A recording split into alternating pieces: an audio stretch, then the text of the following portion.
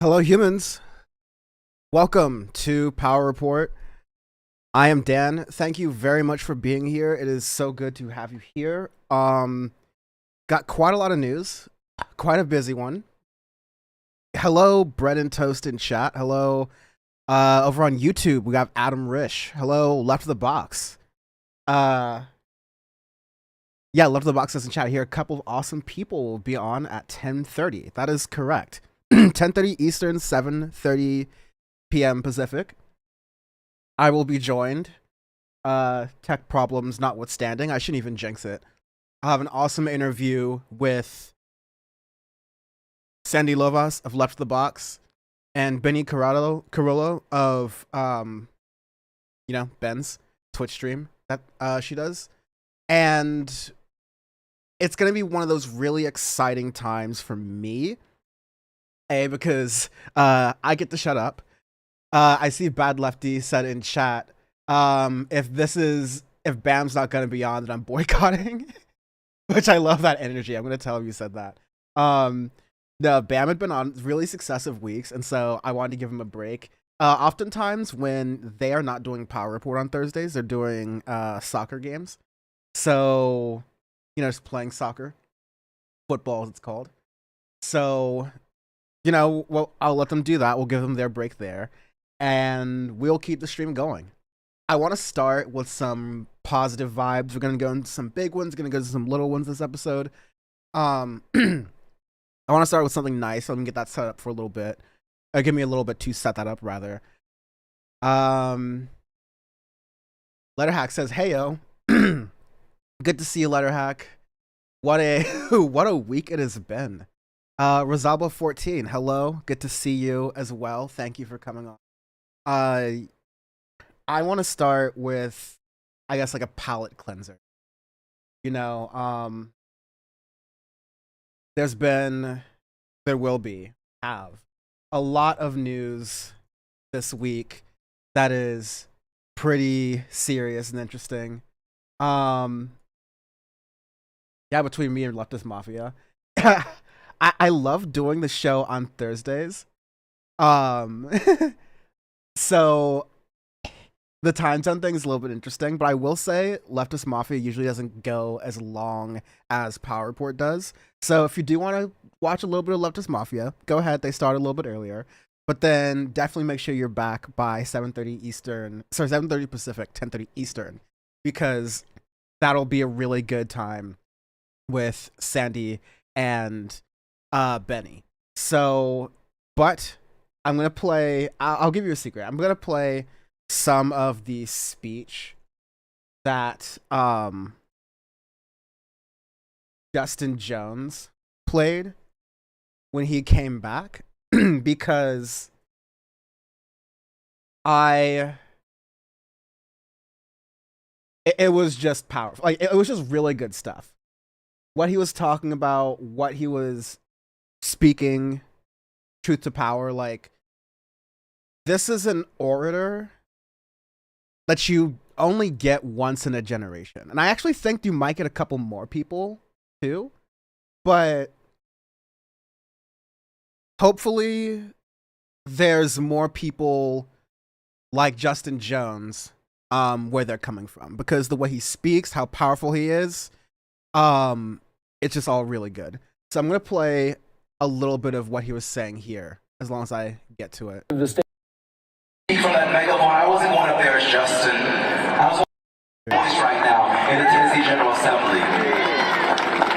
And so what we are challenging today is not simply about a position, but it's about a system based off of plantation politics, a system based off of white supremacy, a system based off of this abuse of power under the guise of a man named Cameron Sexton. My message to Cameron Sexton is, whether you read, acknowledge appointment or not, these people are the people whose voices are the ultimate authority.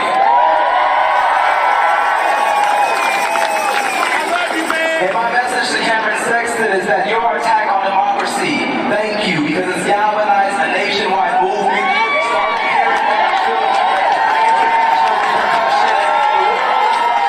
The world is watching Tennessee. The world is watching Tennessee. It's not going to stop today, because it's not about a title or a position, but it's about the power of the people. What he just said there again. The world is watching Tennessee. No one in the state legislature can stop Tennessee because it's the power of the people that are watching. And it's about dismantling a system, especially in Tennessee, that was rooted in plantation thinking. And so, again, someone that galvanizing, someone who is speaking directly to the heart of issues, it's really inspiring. It's good energy. And to also have it come in somewhere that's generally seen as so red. Of course, like, he is from one of the bigger cities in Tennessee. I believe, like, Nashville. Yes, it's Nashville. That's like a bluer area. But, you know, Tennessee is generally seen as really red. And being able to come back after being expelled by the extremely red, extremely corrupt people in the Tennessee House, this is just really powerful. I'm definitely going to keep playing with it for sure. And thanks for everyone for sticking with this, even though Leftist Mafia is on. I want to do a collab at some point, because I don't like that we're competing, but I love streaming on Thursdays too much. It's just such a good time to do news.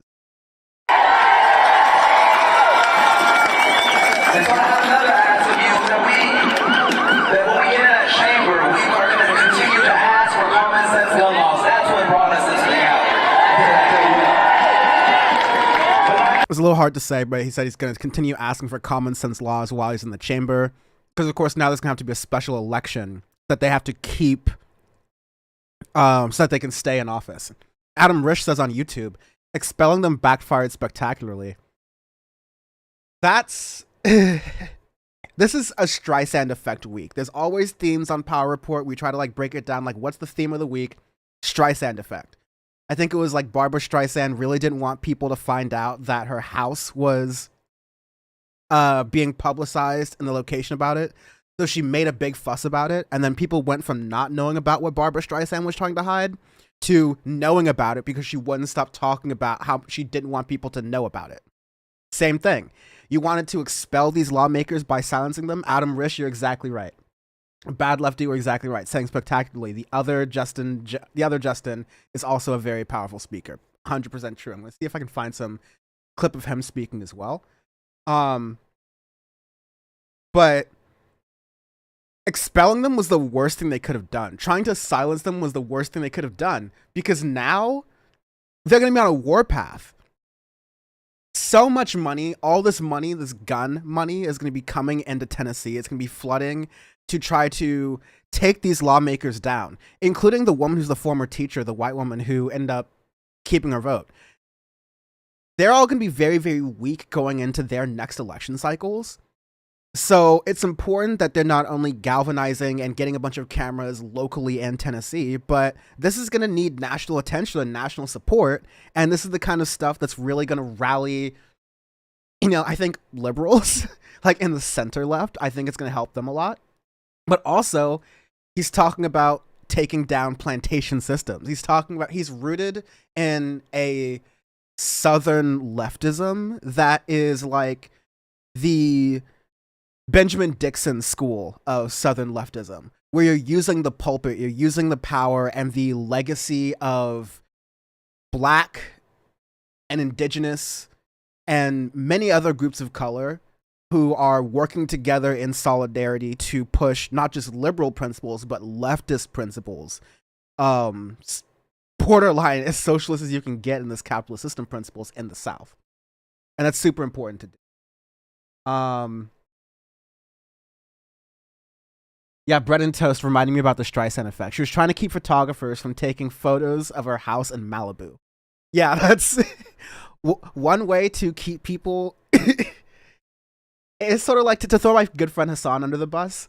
Now that he doesn't talk about, not that Housegate was his fault. Let me be clear. Housegate wasn't his fault. But because he's not, reacting or malding constantly about people finding out where his house is or whatever, socialism is with no house, people aren't constantly like posting his house online anymore. Like the stories kind of died down and moved on. These things eventually happen. You just got to kind of chill. Bad Lefty. And fair play to the woman that wasn't kicked out for supporting them and saying that it was clearly racist. Yeah, good for that. Good for her. I mean, Dan, communism is when no house, San. I'll see myself out. No, it was such a ridiculous thing. Poor guy. I mean, rich Hassan Piker, but poor him, and that's it. I want you to join in, and I ask that we can stand together in this, is that Speaker Cameron Sexton must resign as House Speaker.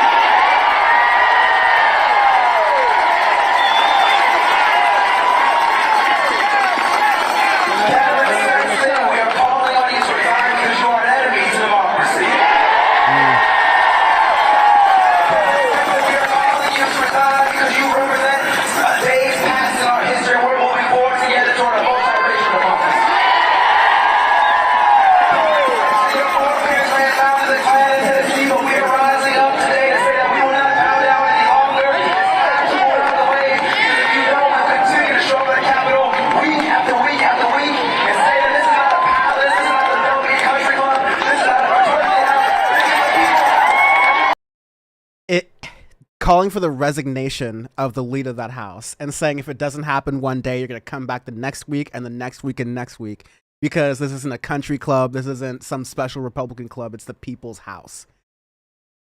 Incredible stuff. I'm going to try to pull up a clip of Justin Pearson speaking as well, because he is also great. And I'm going to see if I can get some better footage of it as well. A lot of these are just really... Yeah, the footage here isn't like that. Doesn't come in that... Or like the audio, rather.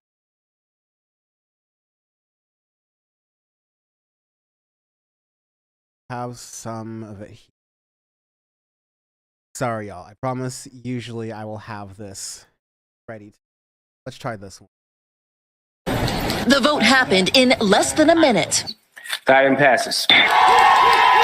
Tonight, ousted State Representative Justin Pearson is headed back to his seat in the Tennessee State House. The decision was in the hands of the Shelby County Commission. Among the 7 members who showed up, a unanimous decision to reinstate unprecedented expulsion. People's vote! Here we go. Unprecedented expulsion has become a national rallying cry. They tried to expel the people's choice and the people's vote! And they awakened a sleeping giant! Last week, Tennessee's Republican... Okay, so I do love the contrast with Justin Jackson. You get someone who's surgical, deliberate, really smart, and both of these people are. But with Justin Pearson, you get a little bit of that rage and that fire and that passion, like the real, like, yelling from the pulpit. Like, both of them are really good at activism. I love it. I really do. So I want to start with that because I think it's good that the left creates this environment, this ecosystem. You know, Justin Jackson, I was reading, he grew up in Oakland, which has such a rich history of activism, especially with people of color. He's Black and Filipino. Both have like strong roots in activism in Oakland. And by the way, hi Fun P, how you doing? Welcome to the chat. Really appreciate you being here. I just been reading a lot into their past as activists. Justin Pearson and Justin Jones. I almost said Justin Jones, but they come from this point in the left, right? That that there's, iron sharpens iron, but also like it takes pressure to make diamonds. There's accountability that is had in spaces when you're organizing on the left. When you have a movement of people where when the spotlight's on you and you have a rare moment to like turn into a lightning rod and control the conversation and move it for good. The people who, execute that cutscene combo in that video game really well, the people who are able to execute and use that spotlight to accelerate and charge a movement, it pays dividends for them personally. But even better for the movement, all those times they've been corrected, all those times they've been shown the good example by people they trust and people they work with. That's what gets leaders. That's what gets really powerful people on the left, the few leaders that we do have that are able to make it through this wretched system. That's how you make them stronger. That's how you make them better. And so that's going to be a little bit teased for more of the stuff we talk about a little bit later. But we had some live, local, and late breaking news about Clarence Thomas. What we're hearing right now is that... Oh man, I didn't even read this. But let's just run to it right now because it's juicy. Apparently, Clarence Thomas's mom still lives in the house that Harlan Crow bought from Clarence Thomas. By the way, this follows a week of blockbuster reporting from ProPublica that shows that not only was Clarence Thomas not revealing major deals that he was, like major in-kind contributions, let's say, to use like an electoral campaign term, even though these people are appointed for life, which is a very weird system that we have in America. You're taking vacation trips, you're taking flights and cruises and getting to stay at his home, all expenses paid, and doing all these different things that you'd have to at least report as a business expense if you're anyone else. You'd have to like work very hard for a very long time if you're the average person, for example. It's the kind of thing that you wouldn't be afforded for free, even if you have, a bunch of rich friends who like you. If you're a person in power, there's an inherent sort of like influence to that. And you have to wonder you have to wonder, and then those of us who are really smart on Power Report, we know what's going on. That Harlan Crow is very purposely trying to get influence from Clarence Thomas. And so, yes, I say further than Kia Can't. Hi, good to see you. Good, welcome, first time chatter. Good to see you. Really appreciate having you here. Just so you know, for the first time newer people, that's awesome. You'll know we have Restream bot, so folks who are chatting on YouTube can interact with folks who are chatting on Twitch and vice versa. So that's a good time. Really cool to have you here. But getting to Clarence Thomas again, I want to also double down on something that Adam Risch said in the chat. Impeach him and resign. Dropped my headphones for a moment. There we go. But you don't just want to just impeach him and resign, all right? And get him to resign. The Democrats are in this situation because Republicans were able to load in judges through the state branches and the federal branches and all the judiciary through there, and then appoint Supreme Court justices who are groomed in this 50-year Republican project to gut major rights for people. Reproductive rights for people who give birth.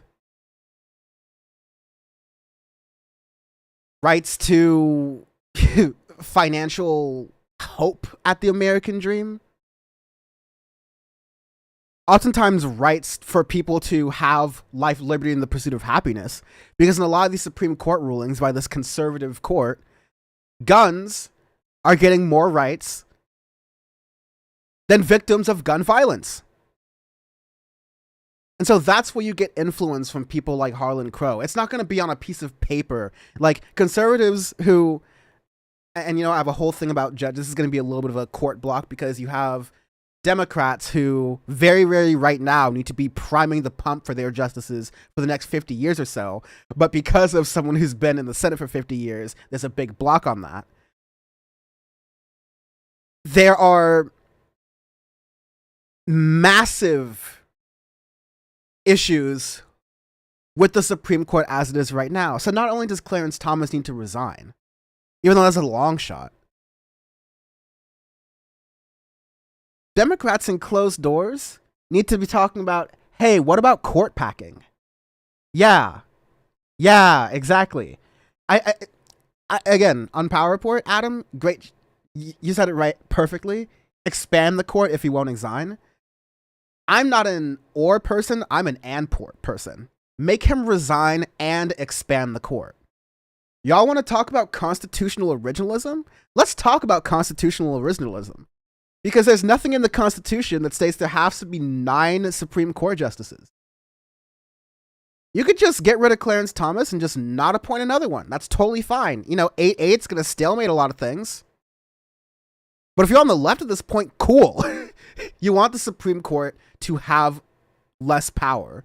Or you want to have more power on the left, which is what I say about court packing. I think we do an audio face, like a joke called the court packing episode on the music podcast that we do. Usually live streaming on Sundays, not this Sunday, but you can check out clips on youtube.com/audiophasepod. At the end of the year, we do the court packing episode where any album we didn't talk about the year we want to qualify for our award show.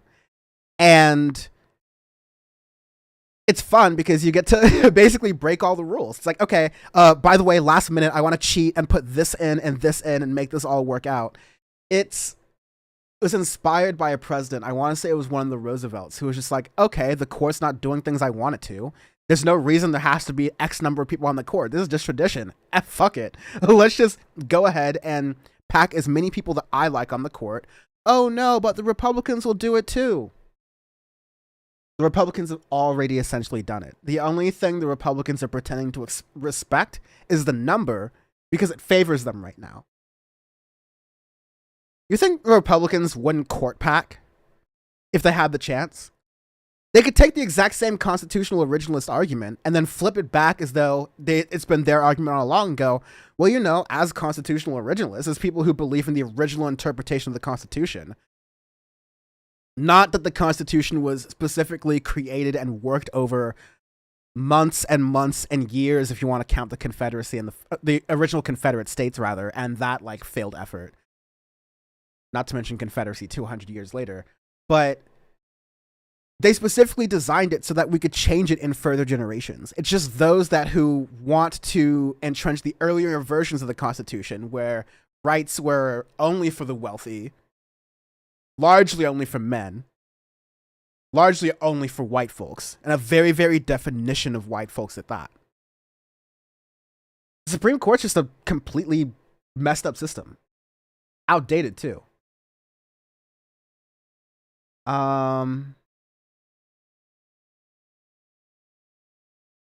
In chat really fast, Bad Lefty on YouTube says, it's totally not a bribe. Doesn't everyone get to stay in the house they sold, probably overpriced too? And yeah, that's borderline money laundering. Like, I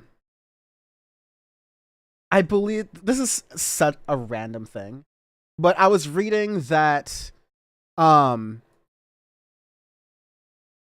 Rick Ross and Meek Mill, these are two rap artists, right? Just today or the past couple days ago, Meek Mill sold his mansion in Atlanta for $4.2 million. Cash. Got some great photos of this mansion here. I mean, oh, easy, right? So, like, I'm in California where, like, land is very expensive, and, like, you could spend much more money on a place that's not as good looking and smaller.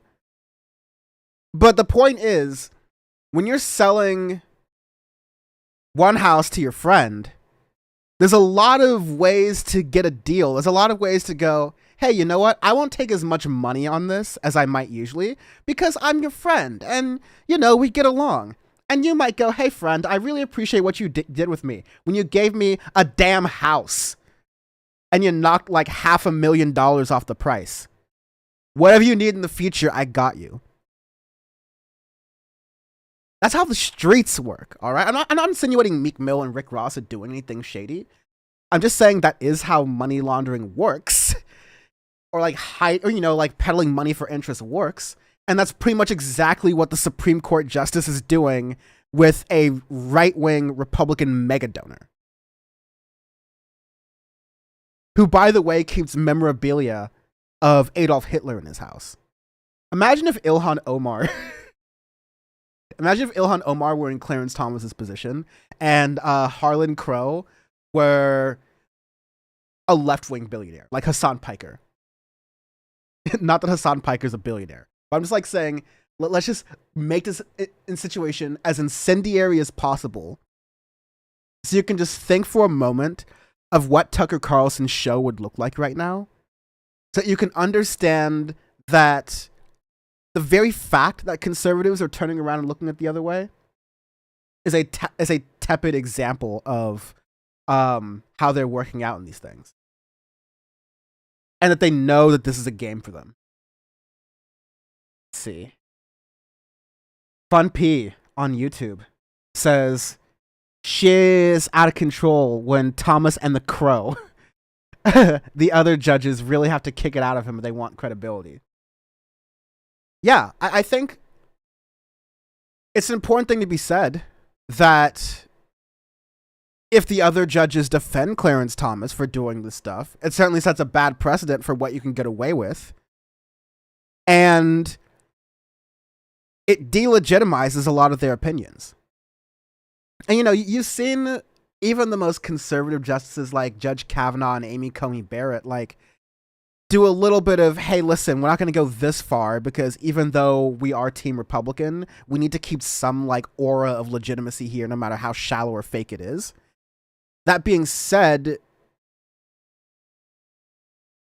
the Supreme Court, they still operate on a, you know, we disagree and, you know, we have it out in the bench and the field and stuff. But even though that the liberal justices are able to see the Republican justices, the conservative justices, are part of a project to strip away rights from everyone, white men down to marginalized groups, they still have this like buddy, oh, we're friends. They're just this decorum basic thing. And so they don't want to kick out their friends because it's awkward.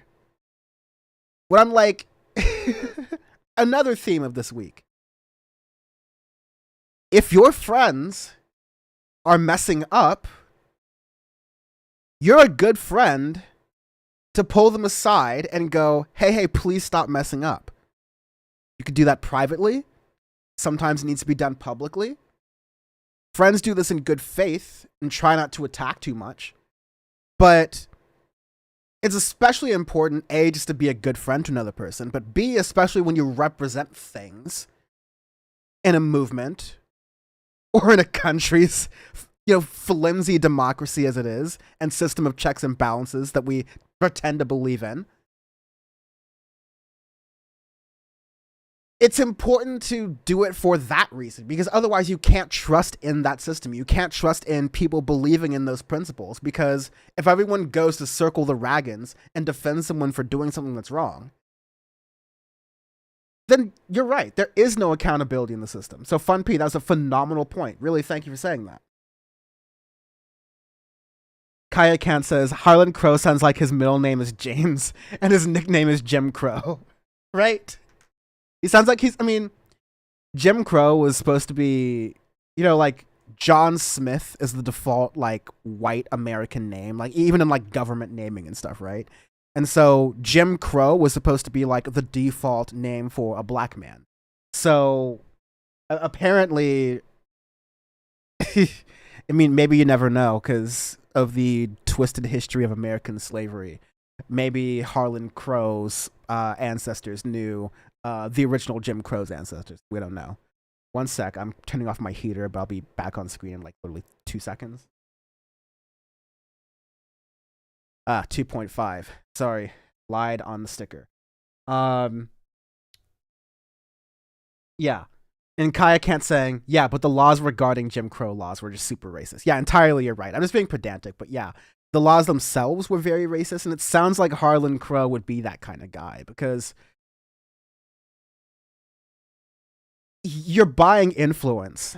And yeah, sure, like, you're a guy with Hitler memorabilia and you collect a lot of it, but you're also buying influence and trying to convince this black person that he's your friend. But that influence relates to a conservative project and how that person revokes rights from other people. Kaya Kant saying guns have more rights than I do as a woman. That's a shame, and it's remarkably true where you're at. I said this as a joke, but it's also totally true. In Florida, cars have more rights than protesters. That there's laws on the books in Florida that give you some legal protections if you are in your car and there are protesters protesting whatever and they're blocking traffic. There's legal protections in Florida, and in a couple other states they're at least trying to make it happen if it's not already on the books. I think there's another state in the Northeast too, where you can just run people over. It's wild. Cars have more rights than people than that. Dude. Just talking more about the Supreme Court, that kind of stuff. I saw Osama Ilhan Omar collected Osama stuff. What would they say? Fun P. Yeah. No, you're done. Like, no, not only that. It's like Ilhan Omar's top donor collects memorabilia from Osama bin Laden's different remote caves, or like hideouts or encampments, right? Like, you know, just for history, just for history.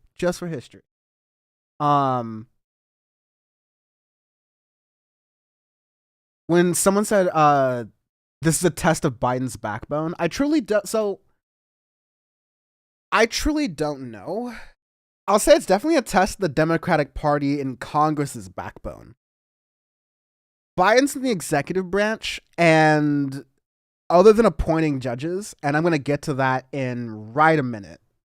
You best believe I'm going to get to that in right a minute. Because the Democrats are fucking up on judges, too. But other than appointing judges and making some speeches, there isn't a lot that I believe the executive branch can do on their own.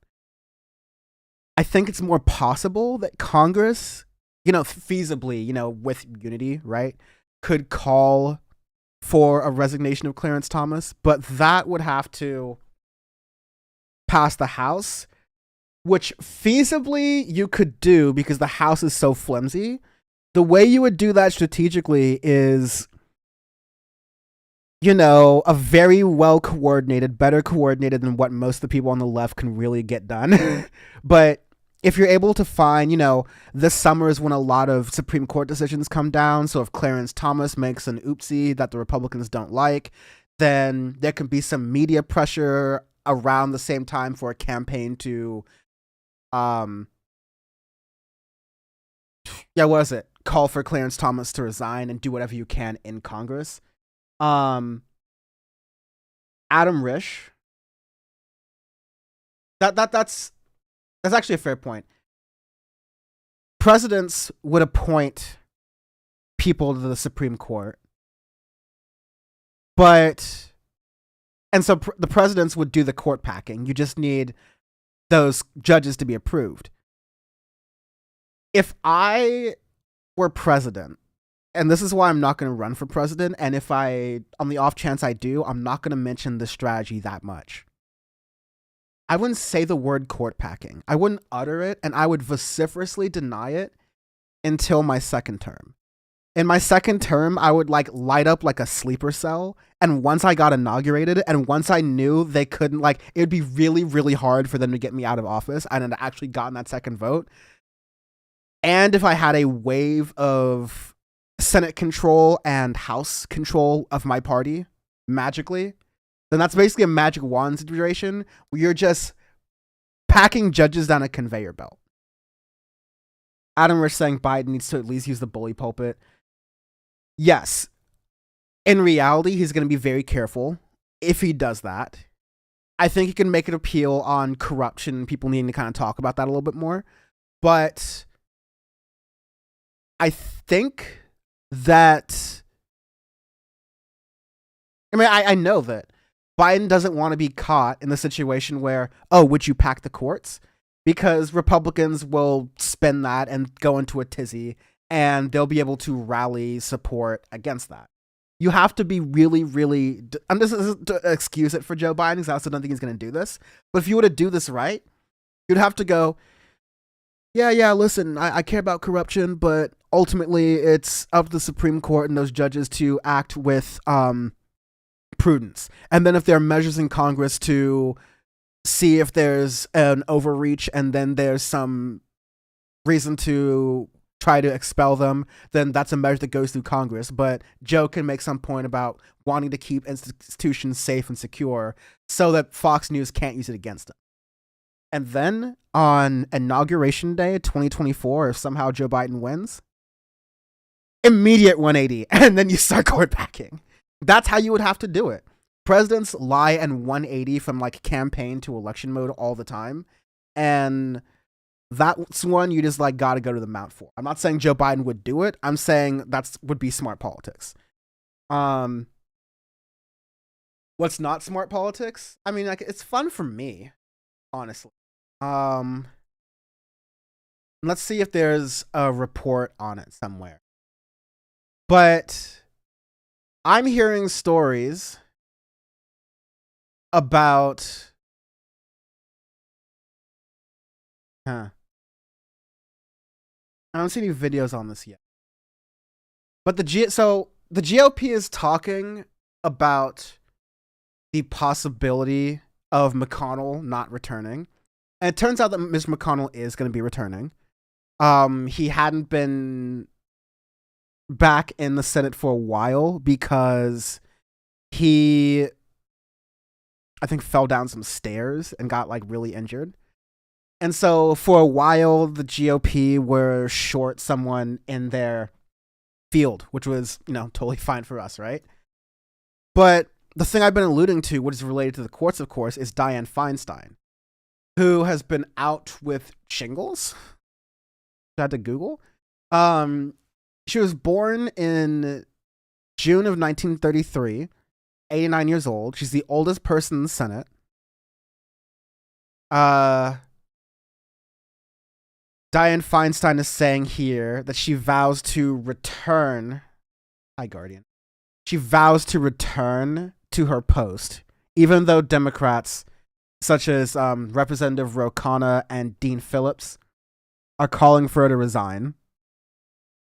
It's been an open secret in Washington, D.C.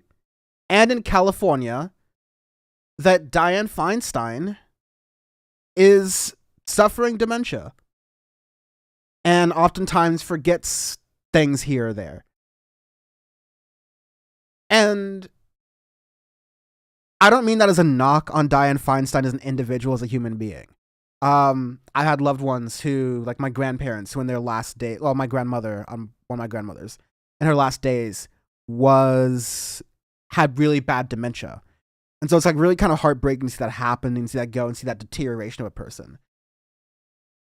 But when my grandmother was beginning to have the dementia, she still wanted to be a very independent person.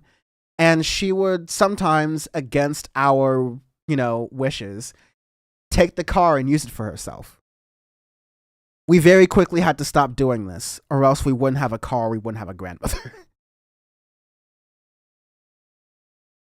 As people age, as they're no longer able to, maybe do things on their own physically, like lift as much or walk as much, we, as a society, should be doing much better. But we should definitely be finding ways to assist and help people still live fulfilled lives and do what they're able to do, and enjoy their life to the fullest. You don't do that by giving people who are losing their faculties power. That includes my grandmother driving her little Civic, her little Honda, to the grocery store, wreaking havoc in my old hometown. That also implies Dianne Feinstein, who is the senior senator from California, who is just keeping a spot warm for someone like Barbara Lee, who should have it, or even Katie Porter, who should have it. Even more importantly, because I was talking about the Clarence Thomas stuff earlier,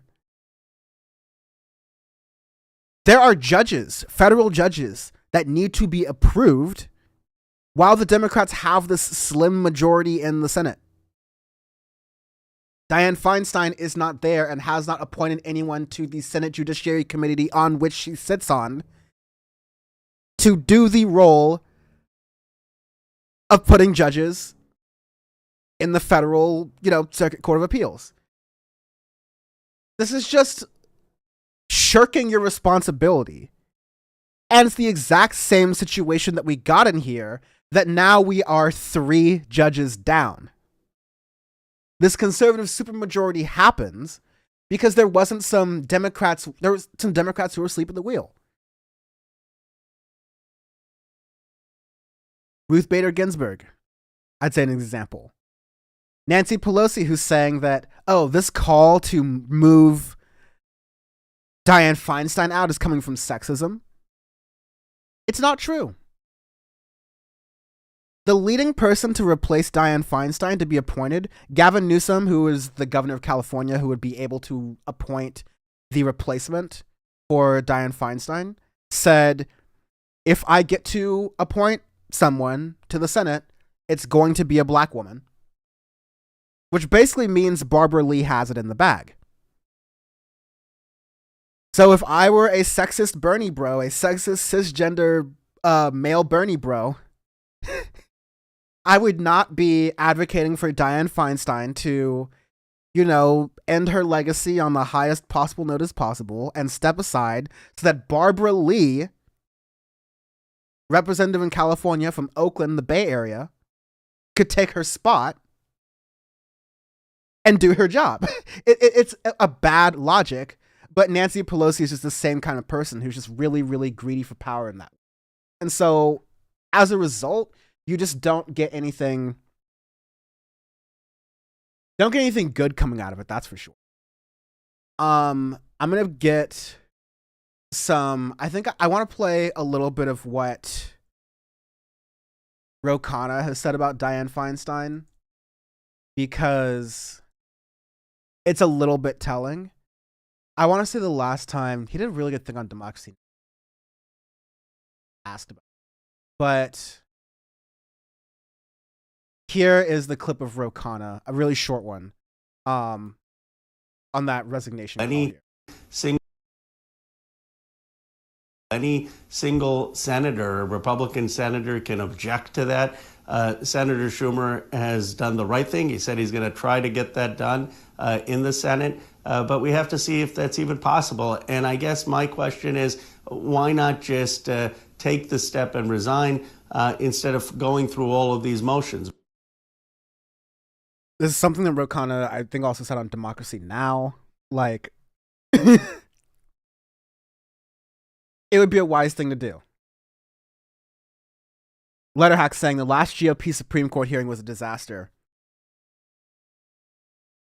I'm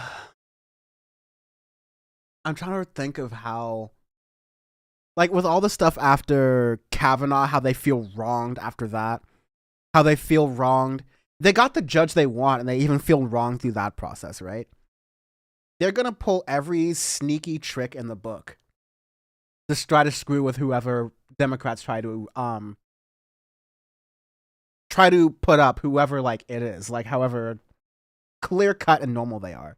They're gonna put Tim Kaine up there, and they'll say that he's messes with kids. Kia Kant says, did something happen to Mark Zuckerberg? I heard he got a serious brain injury, and I want to know what so I can laugh at him. I don't know anything about Zuckerberg. To me, last I heard, and I don't really keep track of him that much. I don't really. I in a similar way, don't care about him. He's just been on a tip at Facebook trying to make that company pay for his gamble in the metaverse that is just burning through cash. The metaverse is really Mark Zuckerberg's Twitter, but that's like a whole different. 2025, when Dark Brennan isn't just a funny meme, I wish, says Bad Lefty. A second-term Democratic president, which we haven't had in a while, is really based. Like, honestly, Obama being like, I don't have really many great examples right now, but Obama, you even saw it like in his way he spoke. Like, second-term presidents are a lot less careful, and they're willing to use the bully pulpit a lot more. I'm not saying Barack Obama was perfect, far from it, but I'm just saying that's something that you definitely notice. Adam Rich saying, my grandmother too, from dementia. I've seen it up close. Yeah, I'm sorry. It's really tough. But again, like, you keep them away from power. Which is different what Fun P is saying. Saying, your grandma sounds like a lot of fun going wild in her Civic. Yeah, she was really fun. She was, at some points, the dementia a little bit really, like, cautious and, like, nervous and tense, like, as it happens. But, like, her individual spirit as a grandmother, like, what I remember from her, thankfully I remember her I got many great years with my grandmother. Both of them before either their health really started to deteriorate badly. But, yeah, they're both very, very fun-loving people. It's funny because my parents would be super uptight sometimes to be my grandparents who'd like let me have fun, which is what grandparents and what extended family's supposed to do. Are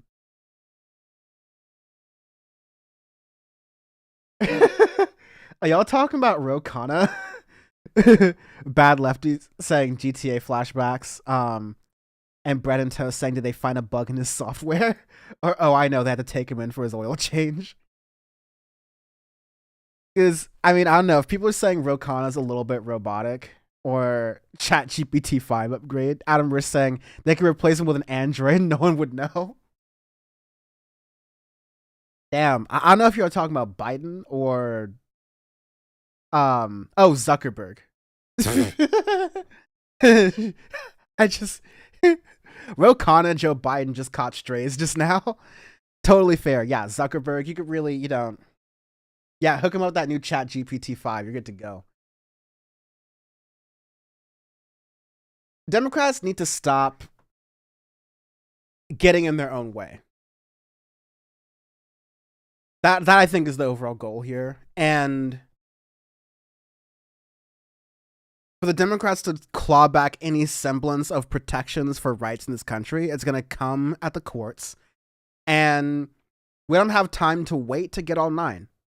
We need court packing, and we need an aggressive effort to make sure that when we catch judges in just egregious, flippant, stupid cases, like with Clarence Thomas, like with Jeannie Thomas, that we keep those ethics disasters boiling up over decades away from our Supreme Court, so we can trust it again, and we don't have to start knocking addresses of the Supreme Court again. Because you know what? The Supreme Court all of a sudden discovered rules and regulations for themselves when they were like, when people started showing up to their houses.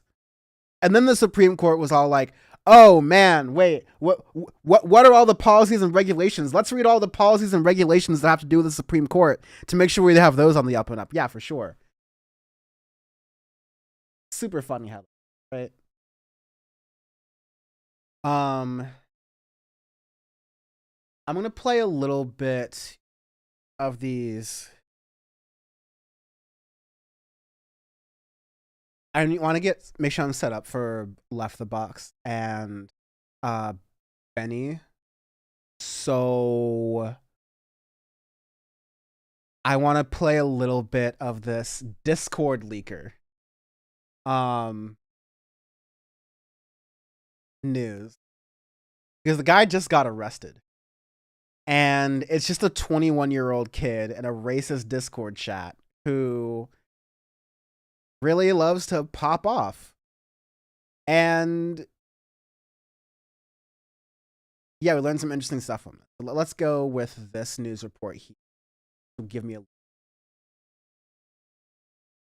New details on the Pentagon's secret document leak. The Washington Post releasing interviews with a teenager who says the man allegedly behind that leak worked at a military base and leaked the information in an invite-only Discord group. ABC's Rena Roy has the latest. New details out from the Washington Post about the Pentagon's secret document leak. The paper interviewing a teenager who says he was a member of the Discord server group where the highly classified documents were first shared.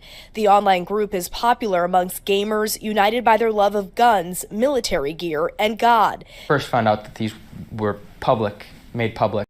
I'm sorry. Gamers united by their love of guns, military gear, and God. This is just as if this were brown people or black people who are united by their love of games, Allah, and guns. Totally different conversation, totally different tone. You'd have dramatic music behind it. You'd probably still have the silhouette here, so you know. It felt like my heart was beating out of its chest. I could not believe that this was happening. We didn't realize the sheer, just immense nature of these leaks. The anonymous teen spoke to the Post with his mother's permission and asked not to be identified. He tells the paper he knows the identity of the leaker, who he calls OG, but will not give the leaker's name, where he lives, or the military base where he says OG works. Oh, we've got that. We've got that. More on that later. He describes OG as a charismatic, gun-loving gamer in his early to mid-20s. Again, charismatic would be a very interesting phrase if this guy were brown. I'm gonna put that there. OG began posting classified information to the group last fall. The group has about 24 members, some from foreign countries. The documents were often listed as Ukraine versus Russia at first. However, it slowly spiraled into just intelligence about everything. That information spreading to other Discord groups, causing a global diplomatic fallout since becoming public. The teenager says he was in touch with OG just days ago, but that OG offered a goodbye to the group. He was just saying that this may be the last he ever sees of us, and he was thanking us for all the good times that we had together and hoping that everything would blow over. According to the Post, it's unlikely the leaker intended the information to spread further. This individual OG was apparently sharing this classified information, which was illegal after all, and he appeared to understand that, to prove a point, to prove that he could, to impress the people around him. President Biden commented, Who among us hasn't been like, let me leak some information that could get me fired from my job and potentially arrested just to impress the 4 guys in my group chat who I've never seen in person before that I occasionally play Valorant with? Who among us has never tried to flex by getting themselves arrested or fired? Like, worst of all, yeah, sure, you have government secrets or whatever, but like, you have to, if you're doing that, I don't know why I give out game for free on the show. Why do I give out game for free on the show, right? But if you're doing that, you got to pick something like really, really low level that doesn't really matter that much, but still like kind of impressive, that will go like, okay, cool, he knows a little bit of something, something. Oh, that's really interesting. And you can do that. You can give people weird information if you like work for the post office. Like, you'll give them like a, that's a weird did you know? Like, okay, that's a cocktail trivia question that I can now answer, right? But it's like leaking government secrets and documents. Like, I'm not against the leaking of government secrets and documents. Like, I think we should know more about all these things. And the number of things that are classified. Like we found out, Donald Trump kept a bunch of classified documents. Oops, so did Mike Pence. Oops, so did Joe Biden. Oh, did Barack Obama. Like, I think we classify a lot of things, and we should let people know a little bit more clearly about what is, what's actually happening. We should have some secrets, but you don't have to flex this way, dog. You're rocking a little bit too hard, all right? You just emptied a clip on the first date. You just can't do that, Ned. This morning from Ireland. There is a full-blown investigation going on, as you know, with the intelligence community and the Justice Department, and they're getting close. A senior U.S. official speaking with ABC calling this a massive betrayal by whoever is responsible. Rena Roy, ABC. And we know who is responsible. So let me see. We have the photo. Come on. Oh no. This photo illustration shows the suspect reflected on an image right there. So yeah, it's apparently this guy. Jack Teixeira. Not sure how that pronounced. But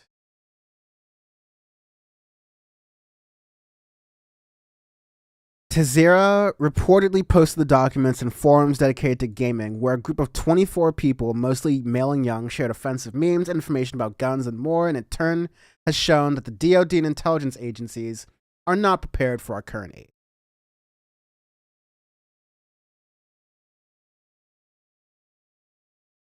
Let's see.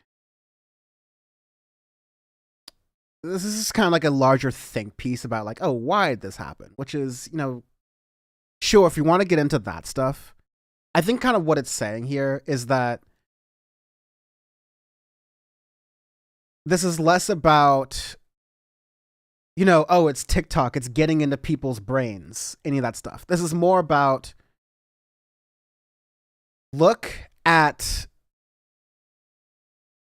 oh, Discord's become a haven for Gen Zers, but like, it's edgelord culture, or the idea of, I just want to flex for my friend. I want to make sure I'm really doing something really interesting for them, right?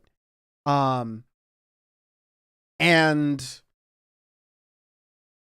I think that's just kid culture. I think kids have always wanted to do that. Kids have always wanted to impress their friends. I think adults want to impress their friends very often, right? But usually impressing your friends, even if you worked in the government and you like leaked the secret, it was just kind of like hearsay. You told your buddies. You didn't have the internet where all of this stuff could just be proliferated out so intensely that it could spread and it could leak, and then all of a sudden you have all these different things coming out. So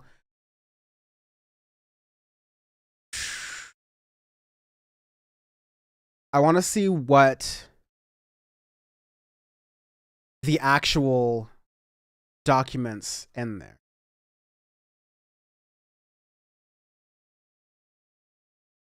Because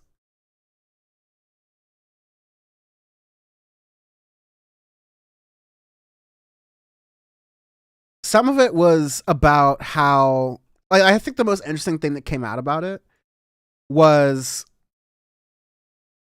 saying that it revealed highly sensitive information about the war in Ukraine. I think the main thing about that was that those documents were apparently saying that intelligence believes that the Ukraine-Russia war is just to be a stalemate. That's just going to kind of go on forever, that Putin's willing to make it a forever war if he wants to, and Ukraine is going to continue to rely on support from the world to, you know, fight the situation until Putin drops dead or something. Like, there really is no plan. There's no like question mark profit in this. Here we go. The major takeaway. So one part here, where's my, there we go, has how, by the way, Fun P, thank you for joining. Definitely come to another stream soon, so it'll be great. But yeah, saying especially since social media, this is just like what people do. Saying a classified cropped picture with the stamp would have been great enough. Absolutely, right? But let's see, a leaked classified document suggests that 97 special forces personnel from NATO countries were active in Ukraine during February or March of this year. So there's a bunch of spies in Ukraine, which you would probably assume, but that's like straight information right there. Jesus Raphael, nice little font thing you got going on. Howdy, good to see you. YouTube's popping off right now, so really love that. Also, hello Twitch. Definitely make sure there's some stuff going on Twitch. Send some comments, send some love in there. So yeah. Some other stuff that was leaked. It says Latvia had 17 personnel, which was the second highest number of people in like the defense forces. I think the UK had the most. Yeah. Half of them are from the United Kingdom. Serbia agreed to arm Ukraine, which is sort of like, you know, they refused to sanction Russia, but they're kind of playing both sides here. Egypt denied supplying Russia with weapons. This is a big one. So, like, Egypt was trying to hand weapons to the side with Russia, trying to do, like, a secret back deal there. That would have caused a lot of, you know, intense issues with the Middle East. Kind of like as you're having with China, as people try to, like, coalesce between are you with Ukraine or are you against Ukraine, right? But there's two layers to this. There's what was leaked, which I think is kind of messy and doesn't have a lot of context. And I want to kind of see how more people react to this, especially as it relates to figuring out an end game for the invasion of Ukraine. Because I just think the continuation of American imperialism through this like new soft Cold War is something that people on the left should be working against. But seeing how other countries are approaching it, outside of our very America-centric how we're seeing and how we're consuming the story, I think is very interesting. The fact that it came out because a 22-year-old has access to the documents and was able to load them selectively onto Discord. Man, this country's in so much trouble. Because a 20-year-old can do that. And if you're a 20-year-old who's like in the army, you're probably more likely to be primed for conservatism. I'll just put it like that. If you're a 20-year-old in this generation and you're like willingly signing up to be a part of the American state like that, you're probably more leaning to be conservative. So you're probably going to like leak these things. And it so happens, like, if you're in these situations, you're around these kinds of people, like, technically, insider trading is illegal. Nancy Pelosi's husband apparently does it all the time. Right? We hear stories about it, and those are only the stories that we hear in the media sometimes about big banks and, you know, medium-sized banks. The SVB bank run, Silicon Valley Bank, how did that bank run start? It's because there are people who are inside of SVB who are wanting their friends outside of SVB. Or who are wanting their friends who had deposits at SVB going, hey, this bank might go tits up and I don't know if you'll be able to get your money. So you might want to go start getting it right now. And then rumors spread. And then people started driving past SVB branches and saw these wild lines. And they were like, oh, wow, what's going on here? Oh, no, I bank at SVB. Should I go? So that is...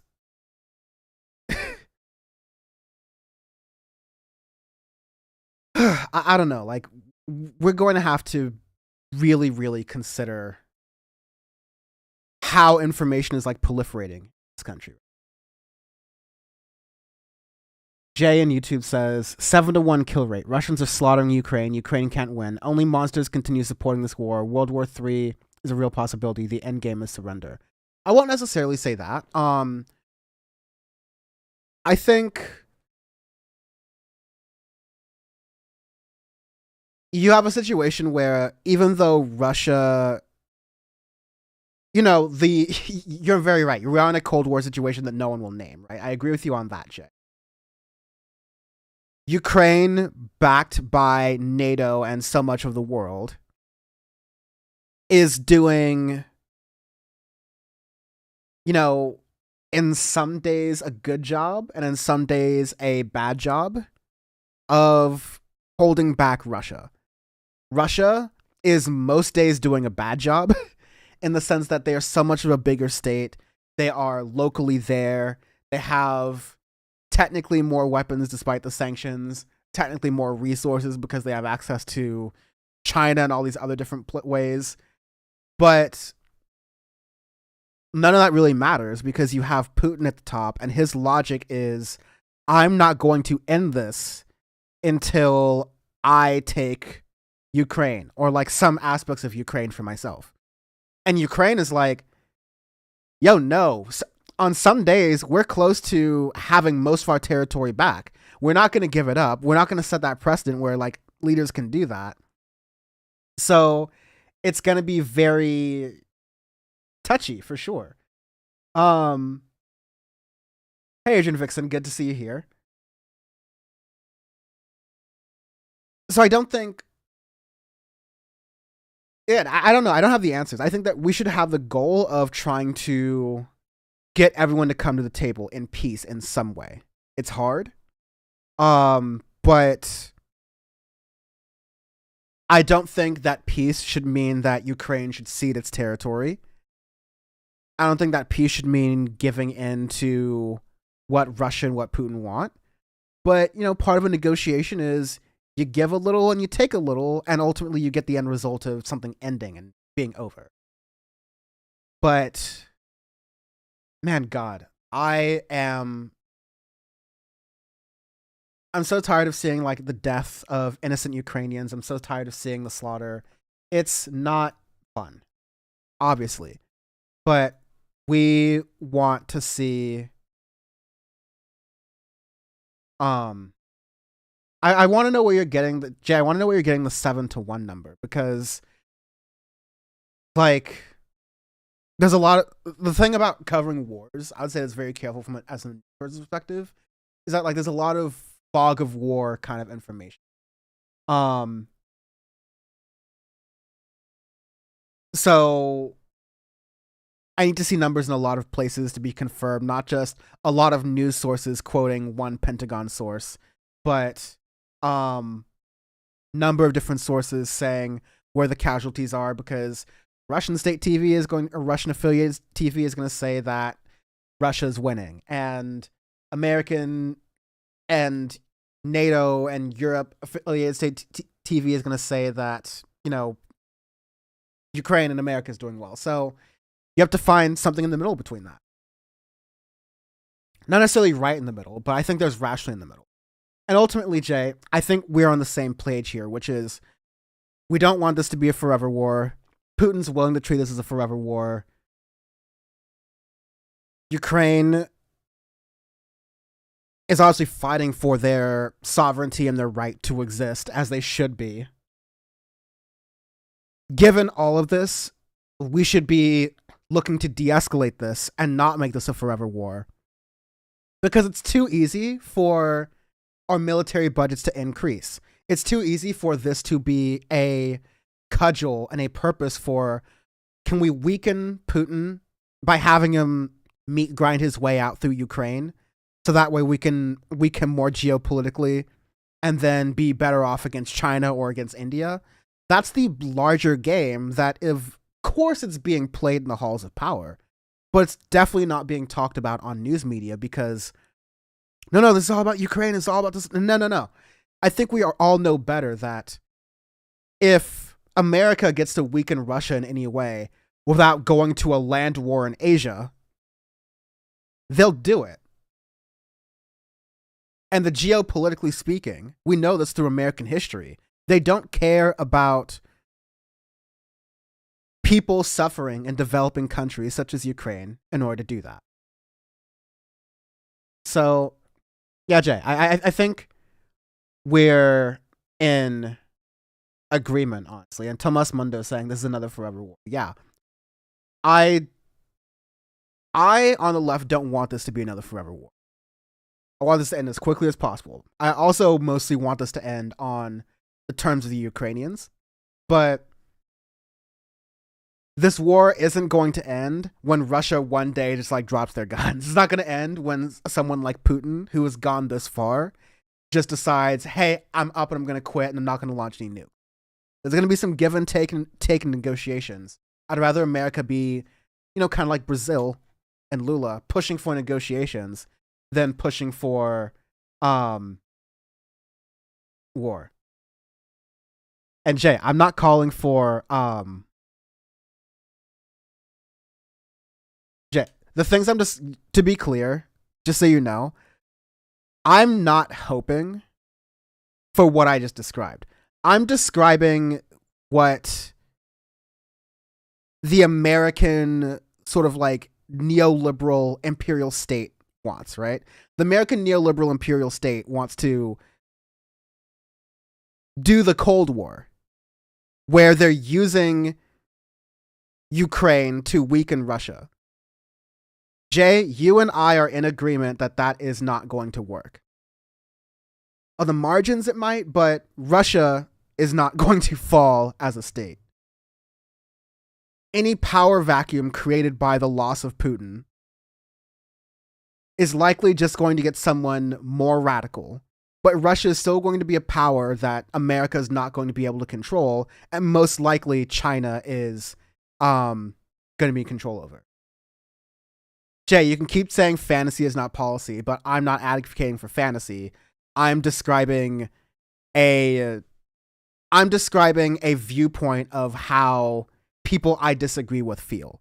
So don't come in here saying I am talking about a fantasy when you're confusing me describing someone else's point of view to set up a point that I disagree with. I don't want America to use Ukraine as an opportunity to weaken Russia, because that's not going to work. We're in agreement. Bad Lefty says, at this point, they are just setting permanent lines on maps to get better negotiating positions. More will die. And in general, all casualty numbers during a war are BS. Yeah, generally, you need to wait until, like, independent organizations count up war casualty numbers. And then by that point, there's at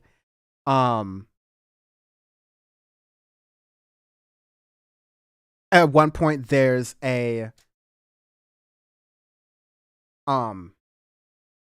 what is it?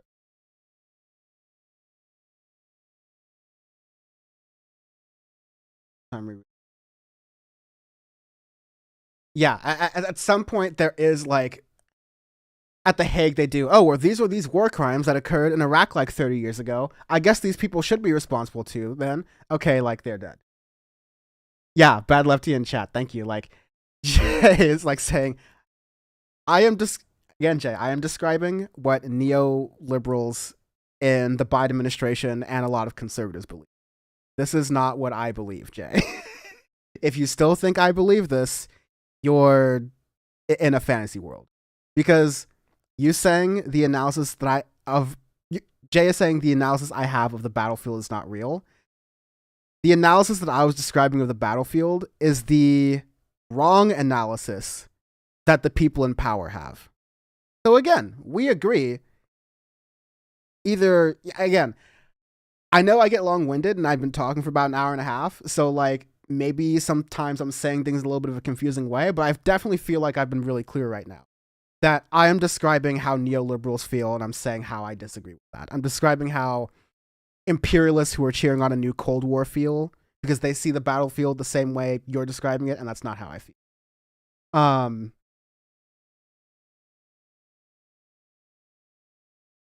There we go. Jay saying, only solution for Ukraine is to surrender and save Kiev, or you lose entire nation. No. I just, that part I flat out disagree. That part, there we do disagree with that. No, I'm not going to go and tell Ukrainians, give up your entire capital city to Russia, places that have kidnapped your people, under a dictator who doesn't care about his own people. I'm absolutely not.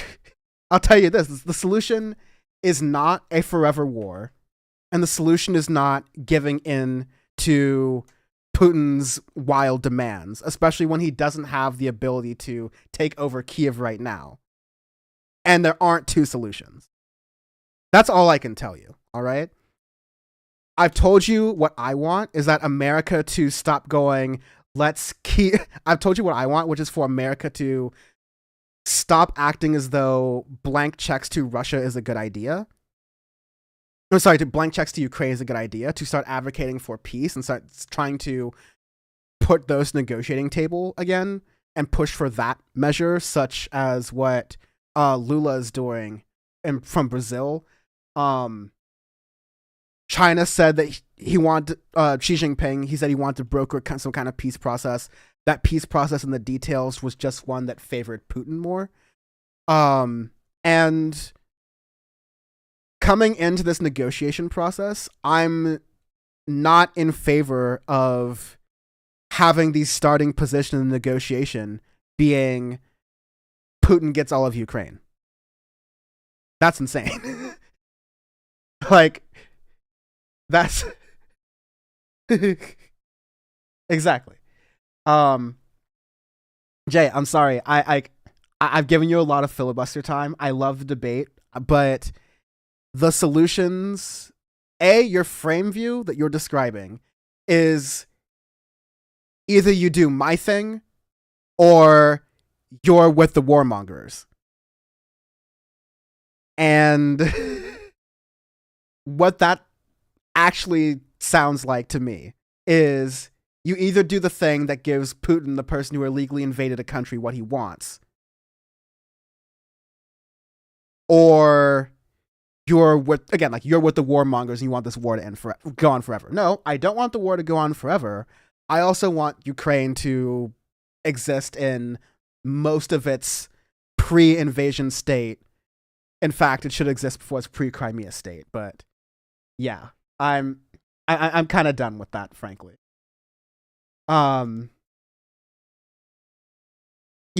Jay, you know what? You can keep spinning yourself out. You can keep talking about this, but I've definitely made myself pretty clear at this point, and I'm getting bored of even hearing myself talk about it.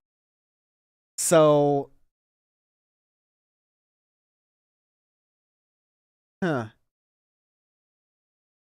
is a little bit more time, and I do want to get some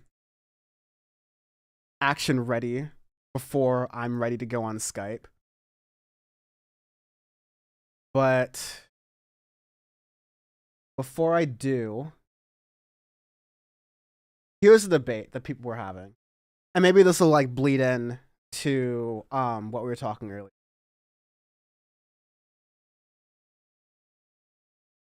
Oh yes, I definitely want to have this clip. Sure.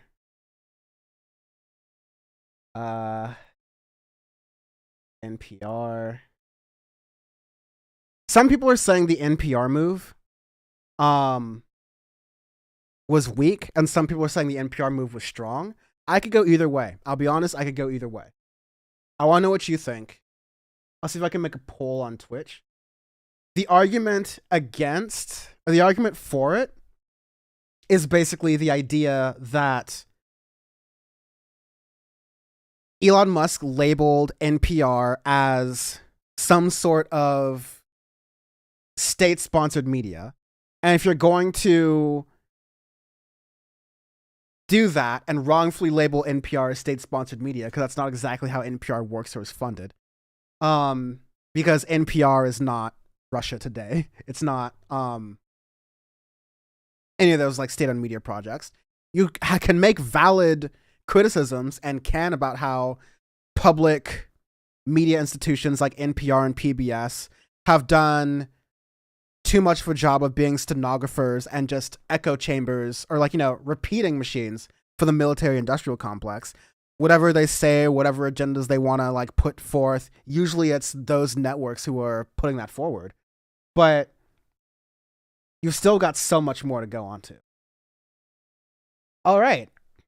It looks like we are getting a raid going on here. And yay, we met the follower goal too of 200. That's awesome. That means Ben is about to come in here. I'm going to give her some time while I get some stuff set up. Skype is happening. Look at that. Hi, everyone. Good to see y'all here. We have some folks joining on YouTube. We have some folks on Twitch. Welcome, Raiders. Welcome to all the new followers. I'm going to shout you all out. We have some new followers from today, and we have some new followers overall. So let me say, shout out to Beam Me Up Scottle. Shout me up to Bleep Bump Ben, of course, who's going to be joining here any moment. GDB Brown 862, thank you for following. Raven Payne, thank you for following. Sam Miwa, thank you for following. Bossmus, Six Fox, Awiz 91, Wheelie Snarky Dragon, Mavarkit, really interesting. Leftward Ho, I love that. Leftward Ho, that's a good one. I've loved all these names, but that's a very good one. Princess Chi-Chi in a bikini. Okay, we're getting some really. This is a lot of Ben's, because these are some really awesome names. Oh, Sandee, also here. Hell yeah. Let me get you on screen really fast. We just got raided by Ben's stream, so I was just giving some shout outs there. Folks on stream, Sandee Lovas from Left the Box is about to come on. And I'm really thankful for it too, because she is joining from. Bennie is in the Central Time Zone, and Sandee is in the East Coast Time Zone. So she is definitely sacrificing most of her rest to be on with us, but I could not be. I'm a night person. I go to bed at like 1 a.m. I sort of am too, but let me tell you, I don't like it. I'm trying to get better with my time and my sleeping cycle, but it's just, so much content, so much Twitter, so little time. Here's a question I was posing. Is NPR leaving Twitter a good idea? Or should I stand up and, fight the good fight? Because I know you had some really interesting opinions on, like, should leftists, give up on Twitter, or should it, stay as an important place for activists to organize and connect and do these other different things? So you had some really good nuanced opinions on that.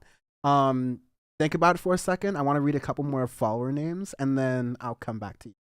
But on follower names, yes, I said thank you to David Tovarish, the following: Stern Sam, Spectrophonic, Avenger Dragon 89, Diosu, Andre MBR, Wilco 93, Banshee Bree, Solo Flight, Bark Eater J. I'll get to some more in a bit, but I really want to hear Sandee, what are your thoughts on that? Should NPR have quit Twitter? I think when it comes to different organizations, you can hear me okay, right? Yeah, totally. Okay. They have to evaluate where they feel they're going to do the most good. So if they stay on Twitter and it's going to be nothing but a constant battle of trying to claim to be legitimate or fighting against people calling them fake news or 1,000 other things, where it actually detracts from their message, at that point, it could be better to just go somewhere where they don't have to deal with all that and they can just focus on getting their message out there.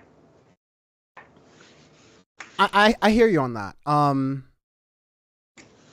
I tend to agree on that. On the one hand, I wish that, and folks can vote in the Twitch poll that I was able to make too, by the way. But I think that we should try to speak from as big of a platform as we possibly can. I also don't consider NPR as we really on the left, so to speak. But I'm glad that NPR exists and does what it does. But I also want a media organization to take a stand, because I come from the business world, the evil, shitty world of business, and you always need a first mover. You always need someone to. Oh, hi, Bennie. Taking over my screen as I was doing the 3-box. I love OBS. It's my favorite program. But yeah, we were just talking about NPR on Twitter or not, and you can give your opinions on that, because maybe you have opinions on that, whether they should stay on or not. But I think that if NPR takes a stand and goes, yo, fuck this shit, we're not going to give Elon Musk free publicity or money by producing content for free for him on his website, then that gives space for other organizations to do the same thing, because now there's an NPR model for success. You just gotta hope it works. But hi, Bennie. It's so good to be on stream with you. Can you hear and see everything? Yeah. So this is my first time, I guess, talking to you on a stream. So I guess, how would you introduce yourself to my new audience if they are not already familiar with? Oh geez, that's a good question. Let's see. I don't know. Trans woman. I do news and politics on Twitch on my channel, Bleep Blump Ben. I also am on the Breakdown on TYT and guest there occasionally. I'm a big nerd with 4 degrees, so that's a thing, I guess. I think a lot of people forget that. They hear that I'm trans and they assume that's the only qualification that I have. What are your degrees in? Well, so my master's degree is in biosecurity and biodefense, which is basically public health plus emergency management and a little bit of focus on biotechnology as well. And then my undergraduate degree is in social sciences with a focus on anthropology. Then I have 2 associate's degrees, one in intelligence studies and the other in like cyber security. Oh man, I want to have a bigger, probably off-camera convo about that stuff, because when I was in college, I tried to minor in computer science specifically so that I could go into a data security sort of like background. Too bad I'm fucking stupid, so that was not gonna happen for me. Like I said, I took the easy way out and had a bullshit business degree, but not true. My major was political economy, and I'm glad my school offered that, because political science is bullshit and shit. But political economy together, you learn about how they interact with each other, and it ends up being a lot about Marxism. So that was really good, but I snuck my way into the business school because I was like, they shouldn't get to hog all knowledge. I want all of this knowledge to use it again. But no, like people on the left are so mad educated, and so I think there's a lot of credit that needs to be given to that. Meanwhile, Sandee's like, I don't know. No. I did some college. But I mean, even still, when I say educated, I mean like, Sandee, you're so well read in Canadian politics, for example, because like my American ass is not paying attention as much as I definitely should be, and so you're a lifeline in that regard. So really appreciate you having me on. I want to read some comments because people love having you both in here, and I do too, because this means I don't have to talk as much. The polls, should NPR have quit Twitter? 64% of folks said yes, and 36% said no. So that's a decent spread, actually. In comments, yeah, thanks for the raid. I love Bennie. I love all of your, like, the folks watching you have the best names. Like, I saw Leftward Ho, I saw Princess Chichi in a bikini. Like, I really slept on some of my names. But other comments, Bad Lefty says, the real dedicated power reporter here are turning in from Ireland. 3:30 a.m. here, just saying. Okay, yeah, no, mad respect. I can't. That's unless I'm like watching British TV, I can't do that. But no. One of the reasons we're here, I want to start off with something, none of this is fun, but some of these things are stupider than others. And sometimes I can at least relish in the stupid a little bit. And so a lot of what we talked about on this show specifically is how conservatives have nothing. They have no policy proposals, except for what's called culture war, but what's kind of coming out is like what the ACLU has been talking about, 450 plus anti-LGBTQ plus bills that are like going through state houses and legislatures around the country. There's no proposals to affect long COVID. There's no proposals for helping people in an economic crisis. Rent moratoriums are about to go up all around the country. No proposals for Republicans to help that. Random bathroom bills and Bud Light, absolutely. But even before the Bud Light thing, easily my favorite thing this week was, did y'all see the Legos guy? Yeah. Yeah. Please give me a moment while my computer unfreezes, because the Lego guy was, I mean, it's unfortunately indicative of a lot of what you see, but it's also just so stupid. Hang on, okay. Also, I'm so glad I don't get the Doge when it pops up on the screen. What?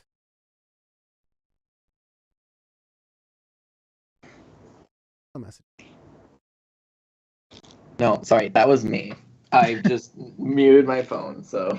No, my messages were about to pop up on Twitter, and I'm just like on the screen. Oh no! Oh. It's the OBS, roulette. Sometimes it happens, but yeah, let's just watch a little bit of this. Yeah, the Lego Group pretty proudly supports the LGBTQ community. Do we not? Yeah. Yes. But the question is, why are you all in here with those pins on? Do you think children care about what man sucks at home and what girl eats vaginas at home? Man. Do you think they care about It's that? time to leave, man. Do you think they care? I don't think they think about that personally. Right. So why would they think about it when they see your pen? No, they don't. It's time to leave. Yes, they do. It's time to leave, disgusting. guys. We're gonna call security. I'm sorry. You see the rainbow flag and you immediately think about sexual acts. Maybe, I don't know, I live by West Hollywood. Maybe I haven't seen the flag in a while. Maybe they got someone hot on there now on the new version on like the 3.0. That's not what the flag's doing. That's not what any flag does. No flag. Maybe too few flags are erotic, but still, like, that is the fact that this bigoted person is coming with, well, that's what I think of when I see the flag, is like the biggest self-own, I think, of the entire thing. No, seriously. I mean, like, literally, like, no queer person is, like, looking at, like, the rainbow flag or, like, any of the pride flags and, like, immediately getting riled up. Like, if you're a conservative and any time you see any, like, hint of a rainbow or, like, a pride flag, and immediately your first thought is, like, going to, like, intimate sexual acts, like, straight up, like, you should go to a therapist or something. Like, I don't know. Like, because, like, please, like, literally, like, you know, it's just so silly, right? It's just silly because these people, they think about gay sex more than gay people do, right? Like, that is like what is on your mind, my guy, all the time? This is what's just going through your brain. Like, I don't know. It seems like you've got some stuff that you want to deal with. Like, I don't know. Like, and just like shouting this in the middle of a Lego store, like, how are we even, because we used to say, oh, sir, this is a Wendy's, but we can't even, like, they're just doing that now. They're just literally like, that's a good idea. We should go to Wendy's. I heard that Wendy's was trans, so let's go yell about that, you know, while everybody's waiting for their, like, bacon cheeseburger. There was another tweet I saw, Sandee, I want to get your thoughts, but there was another tweet I saw that I won't be able to get in time, but it was by, Chris, formerly of the Eat the Rich podcast, who had just gotten a quote tweet of someone who was, just like trying to make this other dumb transphobic point. Like, it was literally about a Wendy's too, which like makes it so perfect. I have it right here. This person was replying by saying, "Oh, that's great. So when you're in the ladies' room and one has to wash their penis in front of you, you won't mind. Add a grandchild who was with you. It is what it is." To which Chris just replies, "I fucking love washing my penis in the sink at Wendy's." It's just, they have to create situations that are not happening in order to be aggrieved, which says a lot about their politics. But you know, that's what wet naps are for. You just take those out. You can do it in the stall. And Wendy's is like one of the better places. Like, they actually have the napkins in the stalls. Usually Wendy's is like one of the better ones. Wait, they got Wendy's up in Canada? Oh yeah, we have Wendy's up here. Hell yeah. There's some places in like the southern part of America that don't have Wendy's. Like, they changed the name. That's there. I was reading some funny chats a moment ago. A lot of them are saying hi to you, like Fun P and just Jesus Raphael. But Wilco93, who is whipping it out? Bread and Toast says, in Legoland, everything's a snap-on. Leftward Ho, Legoland, more like Pegoland, am I right? Oh, and Bark Eater 3 from earlier saying, was waiting to say NPR equals National Petroleum Radio, which is, thank you for channeling Bam from, Bam couldn't be on this episode, but that's truly Bam's spirit of making sure it's National Petroleum Radio. But, okay, I'm sorry, we'll get through a little bit of this clip because, come on. It's called grooming. All right, if y'all mind leaving. Yeah, if you call security, tell security that you're in here wearing a pride flag on your shirt. Come on, guys, it's time. Hi, you work here. Please call security. Please call the security with whom you also work with and have them escort you, your coworker, out of the building for the flag you came in. Well, you know what's amazing? Most children don't know. He's been educated by me. I think it's grooming. It's borderline pedophilia and child abuse for these weirdos to come in here and wear that and at the same time, kids buy from this store. When does it stop? I'm sick and tired. You don't have to shop. Huh? Yeah, but I came here to buy something. When does it stop? At some point, we need to stop pushing this mess on children. At this point, we're just going to have to ask you to leave. I'll leave. Okay. And I won't spend any money at Lego. Fantastic. If you're in here right now, Sir. If you're in here right now and you care about value, this store is intentionally promoting LGBTQ behavior on children. Sir, you're spend your money in a place that doesn't do that to kids. Sir, you're about to get trespassed. Earlier on the show, we were talking about like the name of this episode, like the theme of this episode is the Streisand effect, where no one is talking about the thing until the loud person who is angry about the thing is talking about the thing. And now we're all talking about it. So you kind of did this to yourself. No one in that store. Everyone else is just like, oh, that guy has 10 pens on. And by the way, I'm in a Lego store, so the Legos are way more interesting than like anything the employees are wearing. And none of that stuff is in people's heads when they're at Lego stores. But it's okay. Lego stock has gone down tremendously since this one man went into a store and got kicked out and made an ass. Yeah, men like him, they have no friends in real life. Like, they don't understand what healthy relationships are at all. Like, they just understand that their partner is a sexual vessel and that's all they use them for is for sex. So, of course, gay folks, well, that must just be all about the sex. It's not about the relationship or friendships or anything of that sort. Like, he has no concept of what it's like to actually just be somebody's friend. Yeah. Yeah, no, seriously. And like, it's just so funny because it's like, it's such a small thing. It's like a pin. Like, most people aren't even going to notice. Like, most people are literally not even going to notice like a teeny little pin. But like a few people might, right? Like a few people might be like, oh, that's really sweet. They have like a little pride pin there. And it's so nice to know that Lego is at least doing some token gesture to say that like, hey, we'll call the cops if you get hate crimed here or something. I don't know.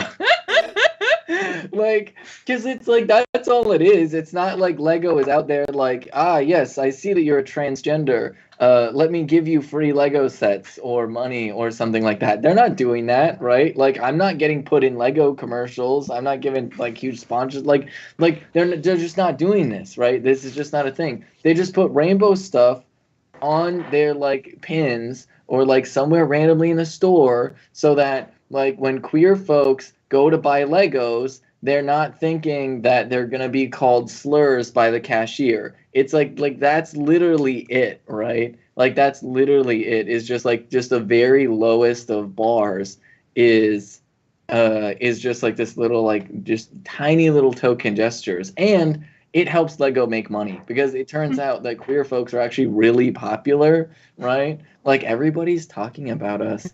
Can't stop talking about us. Oh, they've been talking about us a lot.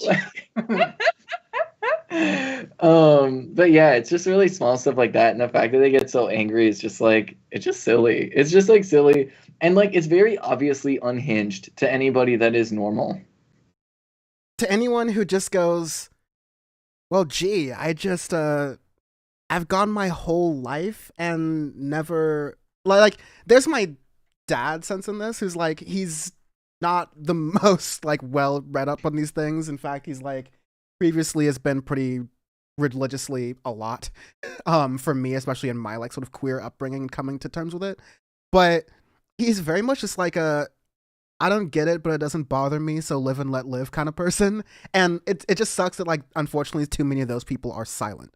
It also sucks that the loud people can't sort of also take that kind of approach. Folks, we're here. So, dear God, what has lit up Twitter over the internet, like over the past week or so, is this continued effort by Anna Kasparian of the Young Turks to, I don't even get it or understand anymore. I guess trying to make a point about how, in her preference, certain gender inclusive language doesn't make her comfortable and she doesn't want to be referred to as that, which is twitter.com. Everyone's entitled to have that opinion for themselves. But I think what people were rightfully pointing out is that when you have a platform and when you have an audience and when you're in, I don't know, like the single worst situation in a time in human history, and like in American history for the LGBTQ plus community and trans people especially, and people who are just like not on the gender binary spectrum, like there are better ways to use your platform and smarter ways that's incumbent on you to use your platform than to use it in such a way that allows your points to just be cherry picked by the actual worst transphobes online, the Matt Walshes, the Ian Chongs, the etc. Every person who tries to come at this, whether it's in bad faith or in good faith, just seems to be met with rage and anger from Jenk and Anna TYT. I know all of us on the show in different ways have expressed that. Sandee, as an OG, like going back a long time ago, tried to express this too. And I'm excited to get your thoughts on this. But mostly, while I do have thoughts on this, I think my primary thought is that I started this show for a lot of different reasons, less of like a reaction to things that I experienced in the past and more of like what I wanted to see in leftist media. And there are a lot of times where I like don't want to hear my opinion. I don't think that my opinion or me pretending to be a newsreader that like has a lot of perspectives on everything, while that's helpful, I don't think that is helpful in all times. And so I'd rather hear the opinions and learn, honestly, from folks whose lives are more directly affected by this. And they also have the knowledge and breadth and opinion of all these other. That's why I'm so grateful to have you both on. That's why I really want to make this y'all's space to talk about these things. So yeah, now that I've thrown some lava in the pit and like let the alligators do their thing, I guess what if y'all's at the point we're at right now, thoughts of the whole situation? Where do you think, I guess, given that we're all coming from this in good faith, but we're also like pretty pissed, what do you think is getting lost in the entire conversation that I think you want people to really get? Yeah. Okay. So I guess I'll jump in with something that I just think is really important. Okay. So like here's the thing, right? I want to be clear that like as I jump in, like this isn't to like cancel anybody or anything like this, right? And it's not a judgment on like, the complete character of these people or anything like that. But, right, to say that AOC, right, and any elected official should specifically avoid inclusive terminology because you think it would be alienating to cisgender people is by definition transphobic. It literally is, regardless as to whether or not you think it is strategically correct, right, or like the winning side or whatever. Fundamentally, at the end of the day, at the heart of it, it is by definition transphobia because you are saying that the inclusion of trans people is less important than the feelings of cisgender people. That is what it is doing in that moment, right? So regardless of any context, that is an individualized act of transphobia to say that you think that politicians shouldn't be focusing on it. I also personally think that it is just like, I think it is just wrong. Like, I think the calculus that they're making is just literally wrong. Because like fundamentally, at the end of the day, I mean, most people don't care. Right? Most people don't care. And if some people might be confused, and if they're like, oh, why'd they use the term person with a uterus? Right? Oh, well, that's because, there's trans men that have uteruses that are not women. And that's the explanation. And most people go like, oh, I guess that's nice. Right? After like a little bit of thinking about it. So like most people either don't care or they feel very supportive. Right? Like those are really the areas, right, where people are like, yes, I like to see this. This is important to me. My goodness gracious, it's amazing to feel included as they are literally drafting legislation, right? It is important to use language like that so that like the law materially reflects everybody's existence. And like that's really the overwhelming majority of people either don't care, right, or are very, very supportive or feel included. The people that are against it, like fundamentally, are an extreme minority of people. And granted, they're very vocal, but we need to understand that we can't walk things back. We can't hesitate because we saw this with Roe v. Wade, right? We saw this with Roe v. Wade, that when we take a step back from things because right-wingers are trying to make it controversial in one way or another, okay, Like, they literally are using terrorism to terrify people away from being supportive. That is the tactic that they used for Roe v. Wade. Terrorism was a very critical component of the right-wing strategy to make it so that talking about abortion was too controversial, that people were afraid to talk about it, even though an overwhelming majority of people were in support of abortion rights, right? But they got it to the point where people who would otherwise be supportive didn't say anything because they were literally afraid. And they're doing the same thing now with trans people. They're trying to use the same tactics of terrorism, right, with trans people. That's why you see people showing up to drag shows with guns. That's why you see people shooting up queer nightclubs. That's why you see all these things. And it's why you see people like Tucker Carlson running around trying to paint trans people as though we're some sort of violent, dangerous menace to society or something like that, because they're trying to stir up and incite these random acts of individualized violence. And so fundamentally, capitulating to that mindset is something that like will actively undermine the fight for trans rights. It will fundamentally undermine the right for the fight for trans rights, because you are opening a door. You're giving credence unduly to people who don't deserve it. These people are deeply unhinged, right? They're undeserving of like really our time in this. And like, if you personally are uncomfortable being referred to as a birthing person or whatever, that's a you thing. That is you personally, right? And you can ask that people not refer to you in that way, but you cannot demand that elected officials refer to everybody in the terms that you personally want. They're going to have to use medically accurate terms that are inclusive to everybody, because if we draft legislation that says that women have a right to an abortion, well, does that leave out trans men then? So you're either denying, right, who trans men actually are in the law, or you are denying them basic access to healthcare. So yes, politicians are going to use language that's a little clunky sometimes. They've always done that. But what are we really losing? What are we really losing? And at the end of the day, like, if you feel uncomfortable being part of the circle of people that includes the language of birthing person or uterus haver or whatever, right? Is your personal comfort more important than the existence of trans people? Is your comfort more important than the comfort and the inclusion of trans people, right? And that is another layer of transphobia here, where people are privileging their own personal feelings about terminology over entire communities of people, literally millions of people.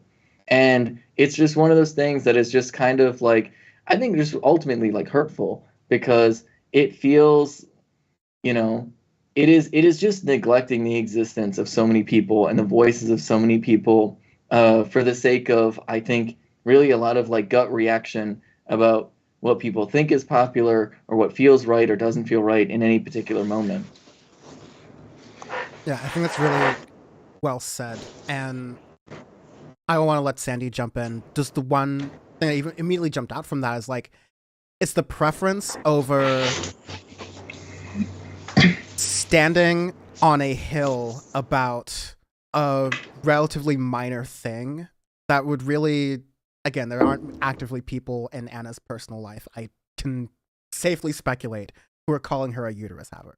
If there are, that's a conversation she can have to that person in private.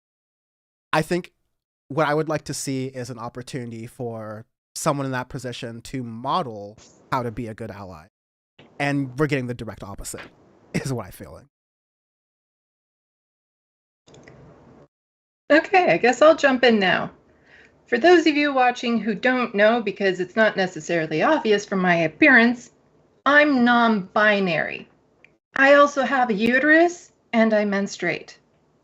So this discourse online has been hitting me in the gut with this idea of language used to describe my existence isn't as important as getting a vote. Like, it's, how are you supposed to exist in society when you don't exist in the language?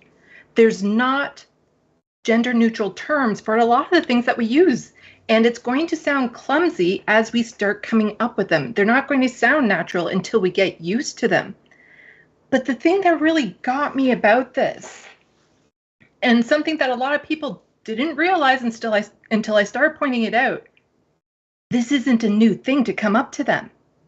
Cenk knew about this a year ago because I was working at Rebel HQ and I was watching the main show, and him and Anna were mocking a doctor for using gender-inclusive language, birthing people. And I called them out on it. And so I got invited onto the conversation to have a chat with him about it. And we talked about this very subject. He knows. I don't want to cut you off, but I just want to let people know that on your channel, youtube.com/leftofthebox, you have a breakdown of this exact thing in this exact context. And after the stream, I really encourage folks to check that out because he did a great job breaking that down there. I'm sorry to cut you off, but please continue. Yeah. Like, that's the thing. He knows. There's no excuse to it. And the fact that they're just getting so upset when all we're asking is to add a few words to the vocabulary.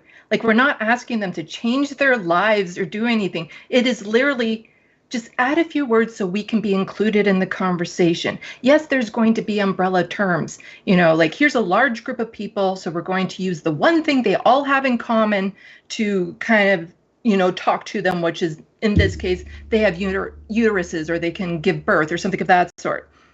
To get offended by that, it's just, I don't understand. Like, I don't understand why they're getting so angry when it's not being directed towards them. You know, it's not specifically to Anna, hey, you are a birthing vessel. Like, that's all you're good for. And everything that she has been arguing since, like, I am done being charitable to them. Because there is now there's a pattern I'm seeing that I can't unsee, that this is purposeful at this point. To just randomly, out of the blue, drop that one tweet and have that massive pushback a couple weeks ago. And then refuse to learn anything from it. And then just, like, a week later, she sent out another tweet asking, what's up with this whole biological woman thing and why is it offensive? And people explained it to her in good faith. And she acknowledged it. But then in one of her tweets that she just sent out this week, still using that term. And again, it's just coming out of the blue, attacking Ole on a video that had nothing to do with her. Nothing. To then bring this up? This is, like, I can't see it as being anything other than purposeful at this point. That for some reason, there's a reason why they're making this divide. And I don't get it. Like, it's just, I always thought so highly of them. And to see them just ready to throw us off the boat because we're an inconvenience? I don't get it. I really don't get it. Yeah, I think it's really well.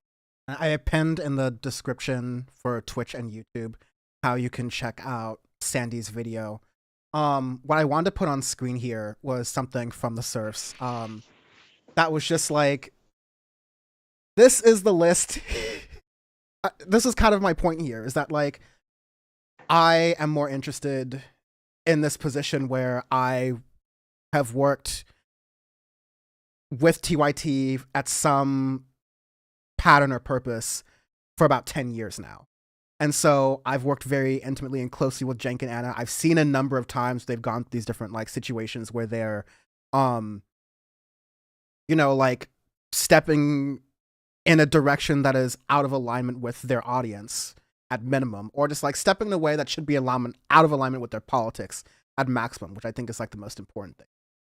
And that's not to be like a long, and this is my defensive. No, not at all. It's just to say, like, that perspective I have is an intimately close one. I can provide some, like, you know, speculation as to why we're seeing what we are right now. But the stance I have towards this, yeah, I'll be real with you. Seeing people I used to look up to make these outwardly transphobic remarks and double down on them really made me upset. Seeing them continue to do it and double down and then attack people that I know they supposedly like and work with, like David Doyle and the Surfs, and people who I used to work with who also looked up with them and treated us like mentors, like Emma Vigland. That definitely kind of set me off. But ultimately, my opinion is that Cenk and Anna know who they are. They know what influence they have. They brag about it all the time. It allows them to live the lives they have. They've earned it. They've done a lot of great things with that. Cool. But I don't really care what argument they're trying to make if these people are using your arguments to their advantage. I'm going to go into the picture here just to like see this, but like Candace Owens is able to retweet Anna Kasparian and go, good for you, and J.K. Rowling and Riley Gaines. Matt Walsh is able to go, you've repeatedly called me a transphobe in the past. Are you starting to see the label as nonsense and are you starting to appeal to common sense? Stephen A.L. Miller saying Anna Kasparian to the Daily Wire. Ben Shapiro retweeting an attack of Anna against Olay. Like, if you are in this position where right-wingers who everyone involved in this conversation, including them, knows are going to act in bad faith, and they are able to use your message as a prominent person to move their bad faith genocidal message along, you fucked up. Yes, they're using your message in bad faith, but you're not new to this. I know you're not new to this because we've had conversations about this. And so, yeah, she's not denouncing it either. That's the thing. Exactly. She's not denouncing it. She's supporting it. She's liking tweets with transphobic language in it. Cenk is doing a media tour and going on like Dan Abrams on News Nation to continue going about, look at this principled stance we're having against the left, which is the direct opposite. If you have this platform, you're supposed to be modeling how to use this inclusive language so that it's no longer whatever clunkiness there is. By using it more, we get to better terms. But you could either be a progressive and go, this isn't popular, so I'm not going to try. Or you could be a progressive and go, this isn't popular, we're going to make it popular, until all the liberals go, well, damn, it's popular now, so I guess we'll go along. You're not supposed to lead, not follow. And this is an opportunity to lead, and she's leading in the exact wrong direction. That's what, again, I have no reason to be that angry about it, but y'all, like, anyone, like, I don't have a direct in my life reason to be angry about it, but I'm frustrated about it on a principled level. I'm frustrated about it because I have trans friends and trans loved ones who are really hurting in this world right now, and this isn't helping. And I have to go around and go, oh yeah, I'm affiliated with the people who aren't helping. That like doesn't help. But yeah, I want to let y'all like kind of continue because I guess go ahead and the only other thing I would add is like my best faith reading of why they are like this. Not as a defense, but maybe as if it's like, I don't know, for some people who don't know the inside of how TYT is, maybe it'll be some grand closure to like what it is like, but I want to give y'all some space to speak as well. Like, one of the things that I think is just getting at me the most is Cenk is blatantly lying at this point. He is saying that people are calling him fascist. He's misrepresenting our arguments. He knows what we are trying to say, and he's dismissing it. Like, the things, like one of his tweets I have here, it's like, this is exactly what I fight against. People in the know are the most full of shit people on earth, whether they're in the establishment or loony right or left. There's no way I'm not going to fight back against the arrogant pricks who say that people in the know have already said we are incorrect, so we should apologize and correct ourselves. Nope, I'm right, you're wrong. So go correct your arrogant ass so you two can play at that game. So basically, me as a non-binary person telling him that his language is offensive means I'm full of shit? Or arrogant. Yeah, like it's just, he's so not listening. And he's then claiming that David Dole and Lance are being mean and bullying him after that tweet that I just read. That is what he's claiming. And it's like, you're really going to go after David Dole and Lance of the Surf? Like, oh my God. Lance is the reason why everyone outside of Canada thinks that we're nothing more than maple syrup chugging polite moose herders. Like, he's the sweetest person on the world. And you're going to go after him and David after them being like so unbelievably stereotypically Canadian polite in dealing with this. I wasn't. I'm not going to be. I'm not known for my politeness. Like, I am done with it. Like, you don't go after my fellow Canucks without having to deal with me. I'm just like, I don't understand, other than at this point, they're doing it on purpose. That is, I don't know what their end goal is, but that's what I'm seeing. I'm seeing them doing it on purpose at this point because they know they're choosing not to listen. They know they're misrepresenting our arguments about, the language we want to use or the prison industrial complex and all that. They're misrepresenting it to a point that they're convincing other people that's what we're arguing for when it's not. We're not trying to erase the word woman, which I told him in that video from a year ago. No one's trying to get rid of that word. Anyone who believes in abolishing prisons, we know we can't just snap our fingers and have them disappear, that we have to actually deal with all the issues leading up to it. Like, he's misrepresenting our arguments and then letting the right wing and the centrist believes that we're having all these outrageous claims and that if, because we refuse to call Anna a woman, we're being unreasonable when nobody is doing that.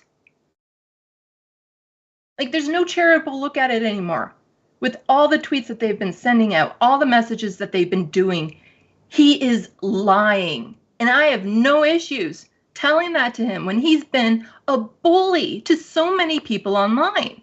People with tiny little followings, like somebody who had less than 50 followers on his Twitter account just said, "Hey, Cenk, why don't you go talk to your nephew?" And Cenk blows up at him, calling him a little bitch Karen.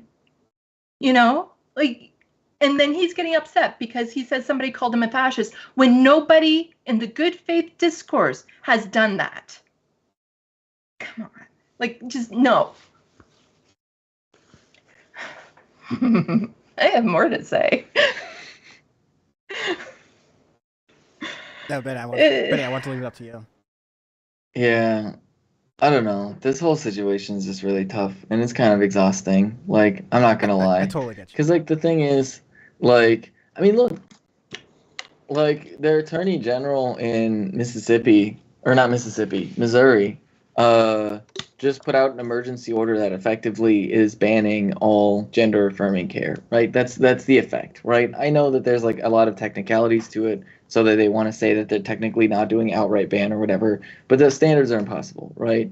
And that's part of this larger project among Republicans. Quite literally, to indirectly kill trans people through policy. That is fundamentally what the Republicans are trying to do right now, right? It is very clearly this exterminationist campaign, and then some Republicans have literally said as much. And so, believe it or not, it's actually really, really difficult to be a trans person today, right? Especially when, they're aside from the policy that is happening, there's just literal hate crimes, right? And there's so many things that trans people have to deal with right now. There's literally so many things we have to deal with right now. And most trans people are broke, and I don't know, as a trans person that exists on the internet, I see GoFundMes every day for other trans people where they're struggling and they're dealing with homelessness. I see I see people's lives in danger. I see people who are afraid to travel to see their family in certain states. I see people who are trying to move from one place to another. I know of people indirectly who already have moved from one state to another. They've uprooted their whole family just to protect their kids. And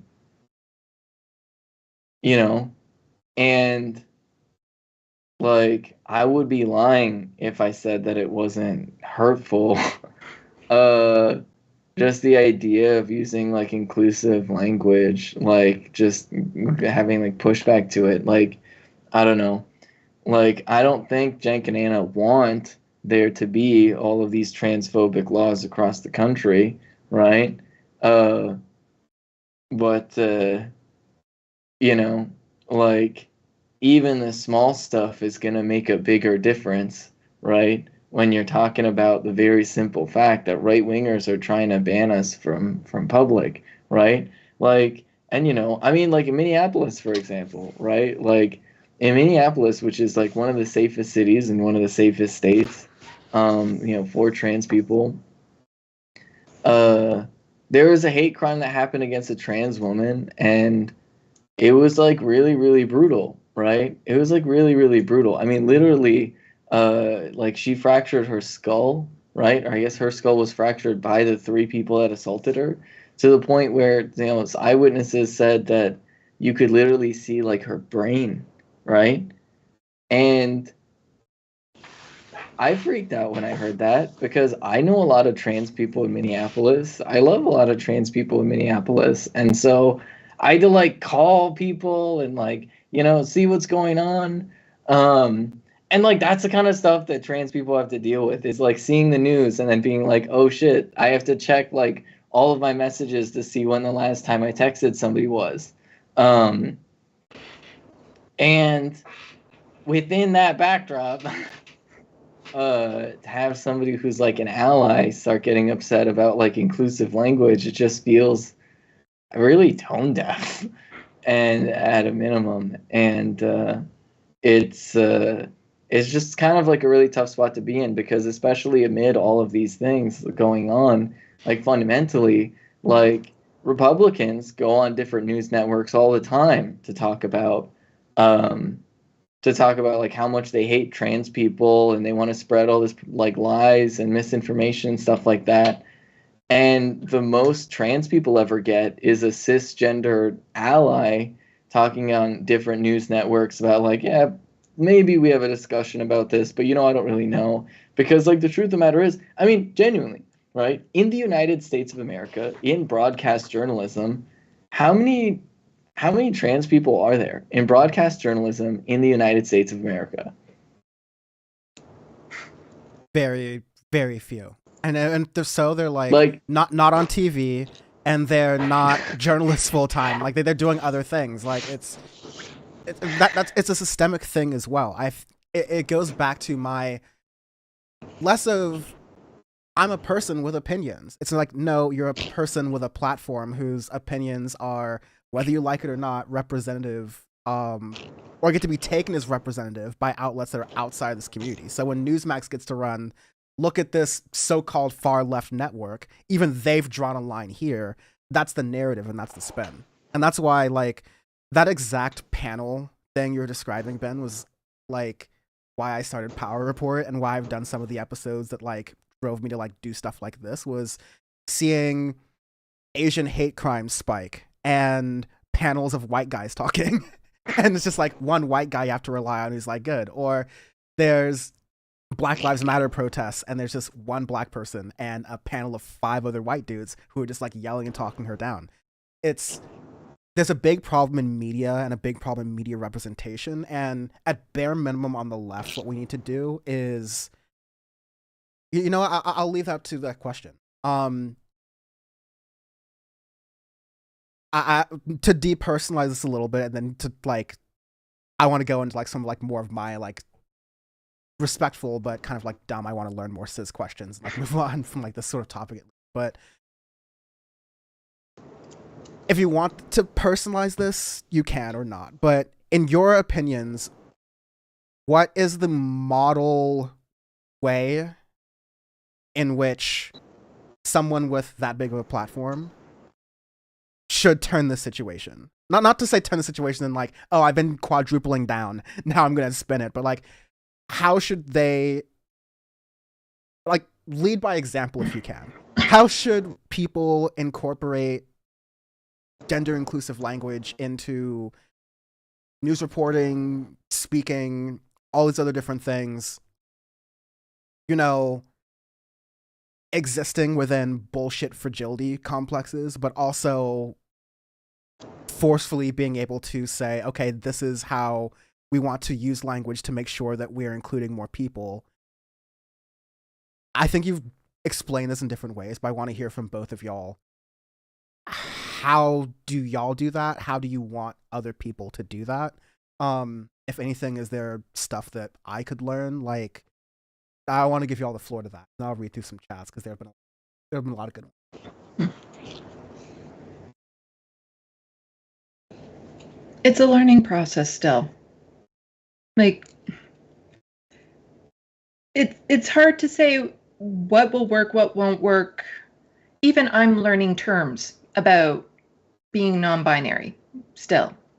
I don't know all the terms that people for me use. It's having patience for the people who are at least trying. You know, not mocking people for using a word that sounds clumsy. It's, you know, just putting some effort into it.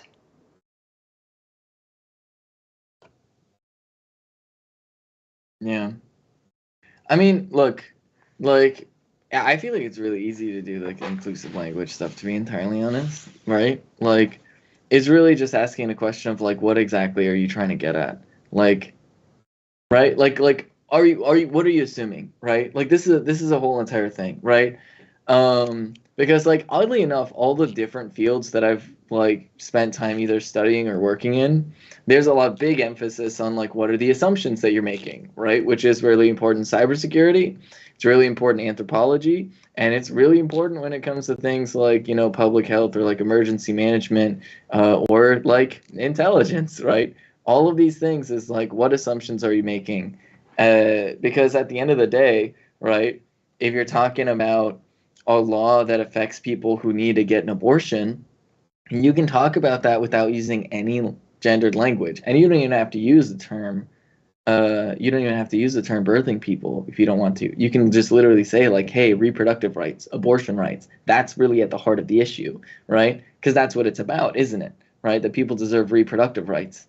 You know, like fundamentally, it's just asking yourself what assumptions you're making, and then just try not making those assumptions. That's kind of it, like all it really takes. Because the truth is, like, if you're talking about like generic people that you don't really know anything about, like their gender or anything like that, you can just use they, them, right? And that's not that difficult. You can just talk about people in general. People have a right to an abortion, right? Now, I should have a right to an abortion, right? I cannot foresee any circumstance under which I would need an abortion, right? But, right?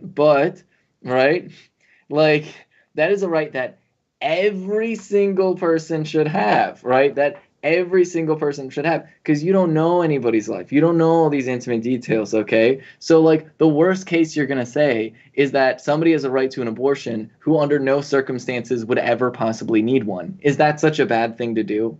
Is that really such a bad thing to do? No, we can't be giving out extra rights. We only have we have a limited number of rights to go around in this country, which is I wish was more of a joke. Yeah.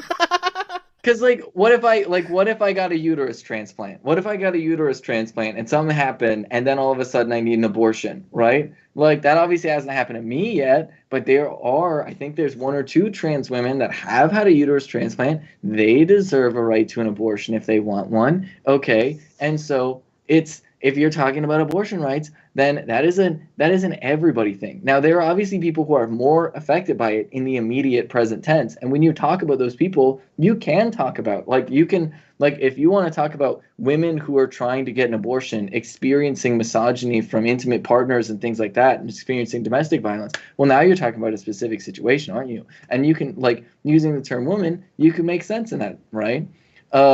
Versus, right? Versus talking about let's talk about specifically the effects on trans men, for example, and their barriers to care when they're trying to get access to an abortion, and how uncomfortable the whole process can be for them. And then talk about non-binary folks and the unique experience that non-binary folks are going to have to deal with when it comes to all of the different assumptions that are going to be present, and the way non-binary folks get assumed in many ways to just be women by default, right?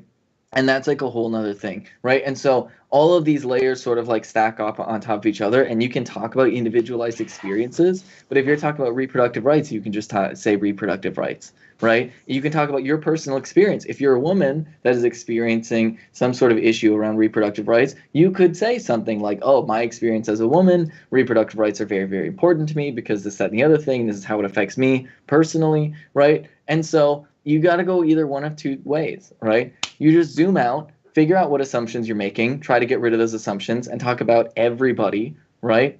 Or zoom in, focus on your own personal experience and how the issue affects you personally and speak about it from your personal perspective. But the problem comes when you take your personal perspective and your assumptions about other people and then project that into the conversation to try and apply it in like a more broad way, right?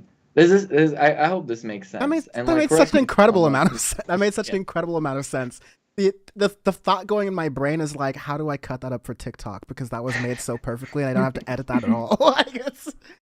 No, that's why. I mean, again, I know y'all have the lyric experience in this, and through that, and also through like what y'all know, that makes you like experts in a way, right? And so I'm learning a lot here, and a lot of it's reaffirming like the approach I try to take, but a lot of it's new information. But I think a takeaway that you can have if you have one of these stupid fancy microphones and a streaming setup, or if you are just a regular person trying to help, is to be willing to learn, be willing to, or be able to associate good faith actors from bad faith actors, and never let the preponderance of stupid people close you off to people who are in good faith trying to correct and educate and help people along.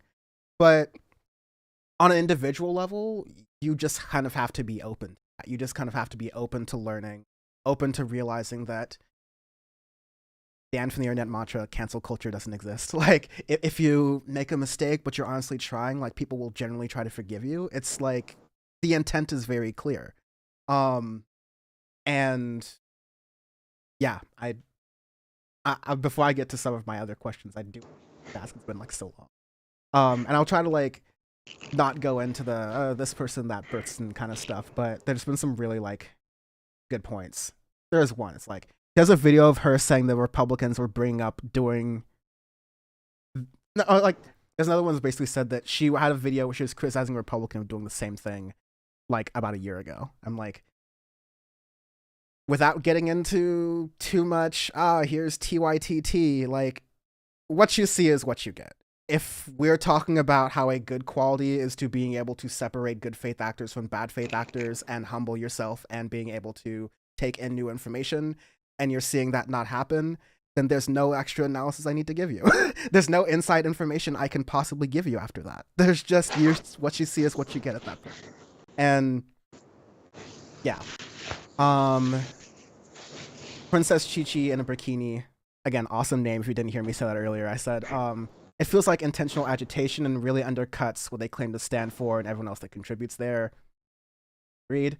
Adrian Vixen says, hi, Sandee. Exactly, Dan. But also, I'll say this, again, not necessarily as reassurance to like any of us on camera, but like, I think it's incumbent on us, like, to use the fact that we are on this platform and that we do share space on their platform sometimes to be able to combat that. So, like, again, I see that as a lot of my role, and so I see that.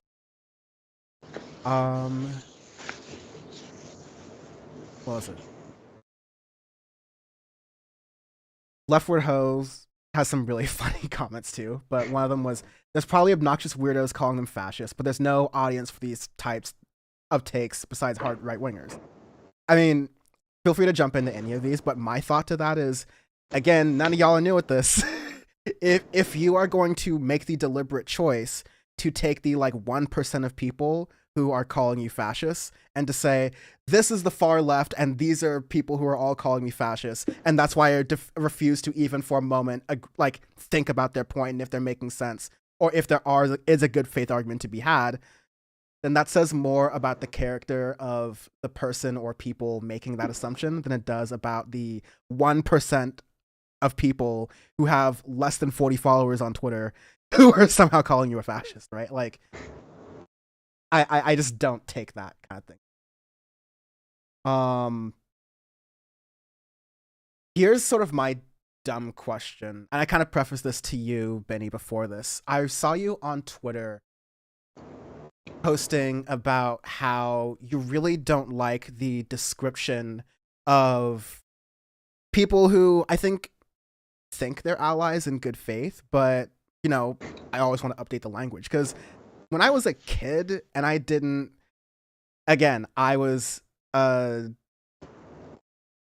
first grader, maybe like 6 years old, I didn't automatically see rainbow pens and think about fellatio. That just wasn't happening in my brain. But I had a teacher in first or second grade who said, sex is what you're born with and gender is how you express.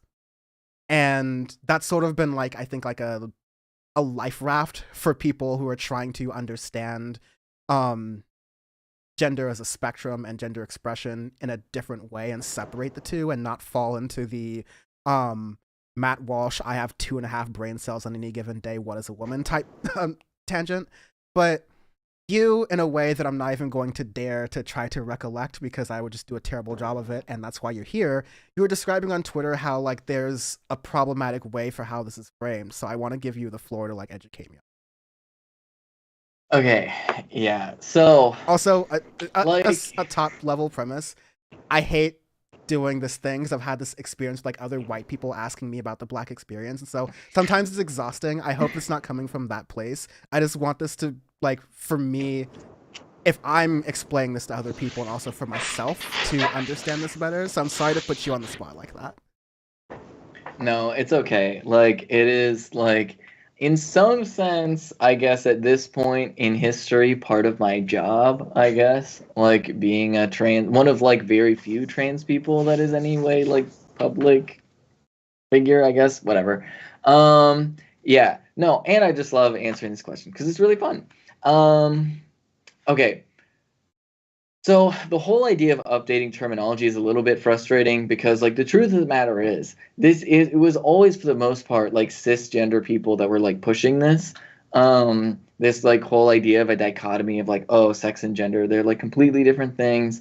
It's just like an easy way that they've used to like try and explain like transness. But the idea of like a notion of a subconscious sex has actually been like around for a while, and that is the correct term to use. Right, like subconscious sex, which I believe might have been coined by like Julia Serrano, but like she did some of like the best work in terms of like highlighting it.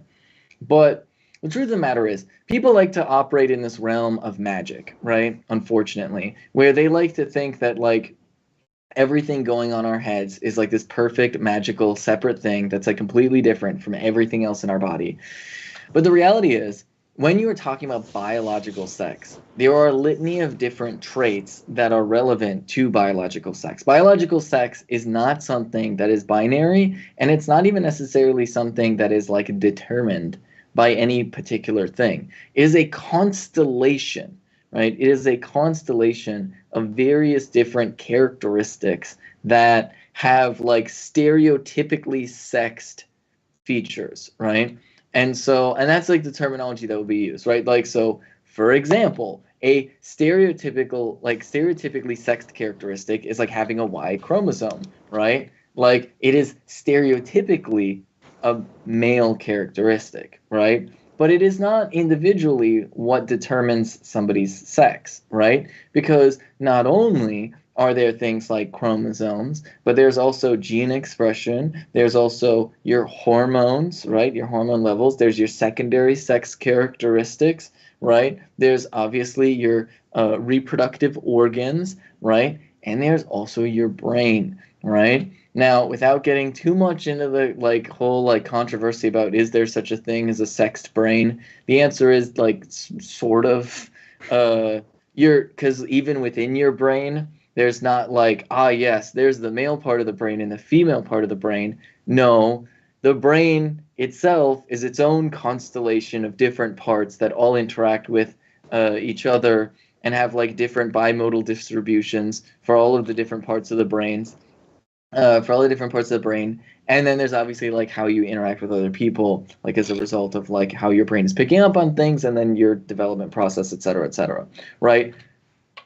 But, right, and so, when it comes to trans people, it is just the reality that all of our brains have anticipations about what our physiology should be, right? Our brains just literally do. We do have a subconscious sex, right, which plays a role in how your brain sees your body and what your brain expects from your body, right? There's a real biological component to this. This is very, very critical to understand, because when you look at things like the rates of phantom limb syndrome after bottom surgery, for example, right? Trans women who get bottom surgery, as a general rule, right, for the most part, don't really experience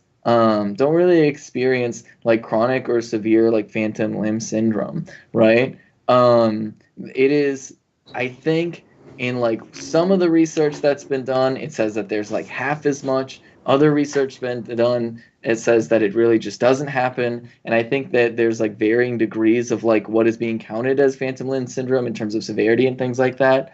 But like ultimately, what is being revealed, right? What is being revealed through the research that has been done, basically, is that your brain does have expectations for your body, and for a lot of trans people, right? Those expectations are not being met, right? Which is why it feels so natural, like to get on things like hormones, right? To get on things like hormones, where your body's like, ah, yes, these are the hormones that I want to be on. Or like, oh yeah, it is nice having these parts, or it is nice not having these parts, right? It is something that has a biological element to it, right? It is something that has a biological element to it. So it is just literally and categorically wrong to refer to a trans woman as a biological male, regardless of any type of hormone therapy that she may or may not have had, right? It would just be literally incorrect. Because like fundamentally there is a biological component to being a trans person, generally speaking, right? And so that's one of those things that is the easiest term to describe that is subconscious sex, right? It is a sex characteristic, right? It is a sexed characteristic, right? And it's also important to note, within all these sex characteristics, once again, it is not a binary, right? It is not a binary. There's a whole sliding scale, right? So in like all of these different potential things, like all of these different things that are sexed, right, that have stereotypically sexed traits, there's a huge sliding scale of variance for each one of them, right? And so anybody could fall like anywhere on all of these different lines. And the thing that's really important here to understand is that what I think is the most important thing, and I think most people would understand to be the most important thing, is really what's going on up in here, right? I think we all recognize that our brains are definitely more who we are than other parts of our body. I mean, are you really going to say that, for example, that your pinky is more yourself than your brain is? Have you been to a frat lately? Silly. Yeah. Subbing pinky for something else. Yeah. But so like that's one of those things that's really, really important to understand, right? Is that like fundamentally, fundamentally, there is biology involved in all of this. Our brains are biological machines, and so it is just literally inaccurate to say that trans men are biologically women or that trans women are biologically men. It is just a fundamentally inaccurate thing to say. And then people obviously raise a question, like, oh, what about non-binary people? As though that's some sort of gotcha. But the truth of the matter is, is that I love Sandee's face, just like, yeah, it's like the biology of these sexed characteristics, okay, they're not binary either, right? We are using a constellation of features to approximate biological sex, right? We are approximating biological sex. And so there's no reason whatsoever to not have, I mean, there's intersex, right? But in intersex, I'm going to save that term for other things, because intersex is a term that I think in a lot of ways reflects like a specific experience that a lot of people have, specifically like at birth,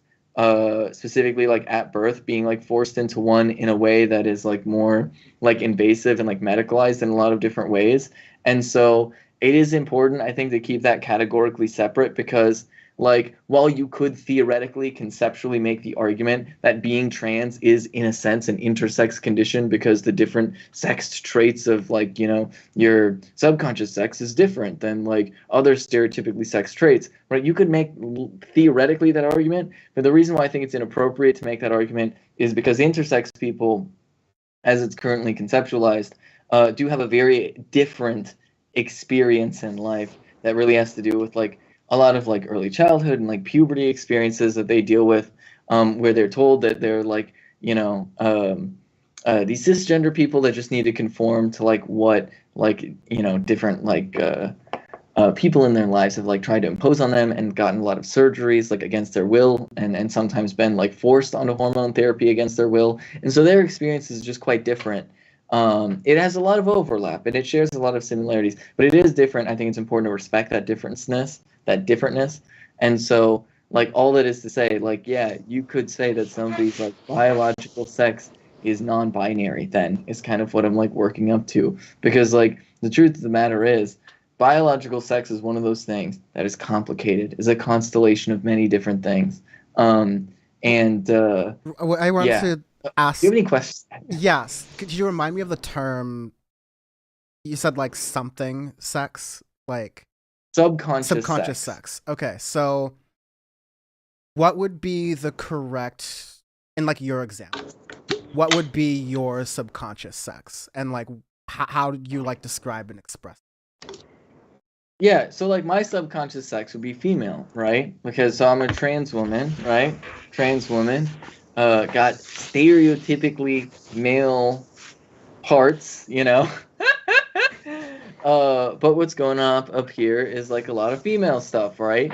And so like that's one of those things where like and like this is why like for example this is sorry, can I just ask this one thing? Because I want to like see if I can like fix this framing for myself and some other folks in the audience too. Like, so if I'm understanding what you're saying correctly, it's that the framing of, oh, sex means this binary thing and gender means this kind of binary, but sure, maybe not totally binary thing. And there we go. We did it, Patrick. We saved the city. That's sort of like an elementary, like a literally like, okay, you can explain this to Dan in 6th grade, and as a 6-year-old, like maybe it'll fly and he'll like be distracted later on. But the way we should really be looking at this is, again, using the term updated is not like, oh, this is just new. It's just not America, but like people understanding medicine a lot better. And oh, it turns out that the human race, which used to pour alcohol on open wounds, may not have like the best foundational frameworks for how these things work. I guess like the better way to think of it is that all of our subconscious sexes within us, while they're definitely like influenced by the society that we're grown up in, none of them are fully male or fully female.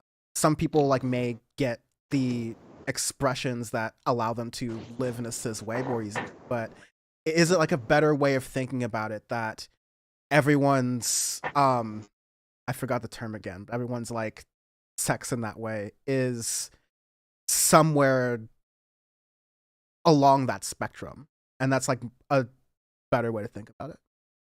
I guess I wouldn't phrase it the way that you phrase it in terms of like everyone is not fully male or female, right? Because like I'm fully female, okay? Right, sorry about that, yeah. No, okay, but like I see like I see the direction that you're going in, but like it is just another thing that exists on a continuum, right? It's just another thing that exists on a continuum, right? like the whole notion of subconscious sex, because subconscious sex, it's more than just expression, right? It's actually deeper than expression, right? Because like it took me like for me, it took me a long time to realize that I was trans, right? It took me a long time to realize that I was trans. There's a lot of different ways in which subconscious sex sort of like imposes itself in ways that you aren't necessarily recognizing if you're not like really thinking about it or looking for it or don't have the language to understand it. And that's one of those things that can be so difficult for a lot of trans people to deal with, because it is one of those things that like you can express a masculine gender and still be a woman, right? Like you can express a masculine gender and still be a woman. It is your subconscious sex, just like it influences like different parts of your behavior without realizing, different assumptions without realizing, and your own perception of your own body, right? Your own perception of your own body, where like physically, right? Things feel just like certain types of ways, right? So is it like, is it like a back and forth between subconscious sex and expressive sex? Like, I don't know if that's like the proper term, but like, is it sort of like there's a subconscious sex and how it wants to express in a number of different ways? And as again, if I'm trying to understand this, like the trans experience is sort of getting that to align, because when the subconscious sex isn't able to express that much, you get like that's where you get like when people are going through like gender dysphoria, like they're going through like a really tough time like sitting within like their own body. And also, Sandee, I'm sorry, I feel free to jump in whenever at any point and do yeah, with like whatever your take to what Ben's describing. Yeah, it took me a long time to realize I was non-binary, because it's not talked about. Like when I was in high school and stuff, the concept just, it wasn't even there. And like when I think back to it, I was always questioning it though. Like I remember in high school trying to figure out, it's like, is this what it means to be female or a woman? Like it never felt right, but I presented female and I leaned into it because that's what I was supposed to do. But all my life, I was basically saying it out loud at different times that, you know, I have these more masculine traits. Like, I'm not pretending to be masculine. These are actual masculine traits that I have. And I couldn't relate to women in the same way my girlfriends could, or I couldn't relate to men the same way my male friends could. And so I always felt a disconnect with everyone I was around. And I wish so much that the language was around when I was a teenager, because how I present might have actually changed. Like if I felt more comfortable not having to feel like I have to lean into being a woman. But there was also other issues going on in my life because, you know, I had a lot of childhood trauma, which led to a lot of weight gain at a very young age. And so to try to kind of compensate for that, to try to appear to be human to a lot of people, I would make sure that I did my hair really nice and my makeup really nice and had nice long nails and stuff so that I could at least still come across to people as being human. Because being the fat kid in class was pretty traumatic at times. But if I had known more about what it means to be non-binary back then, I might not have actually felt the need to lean into it so much.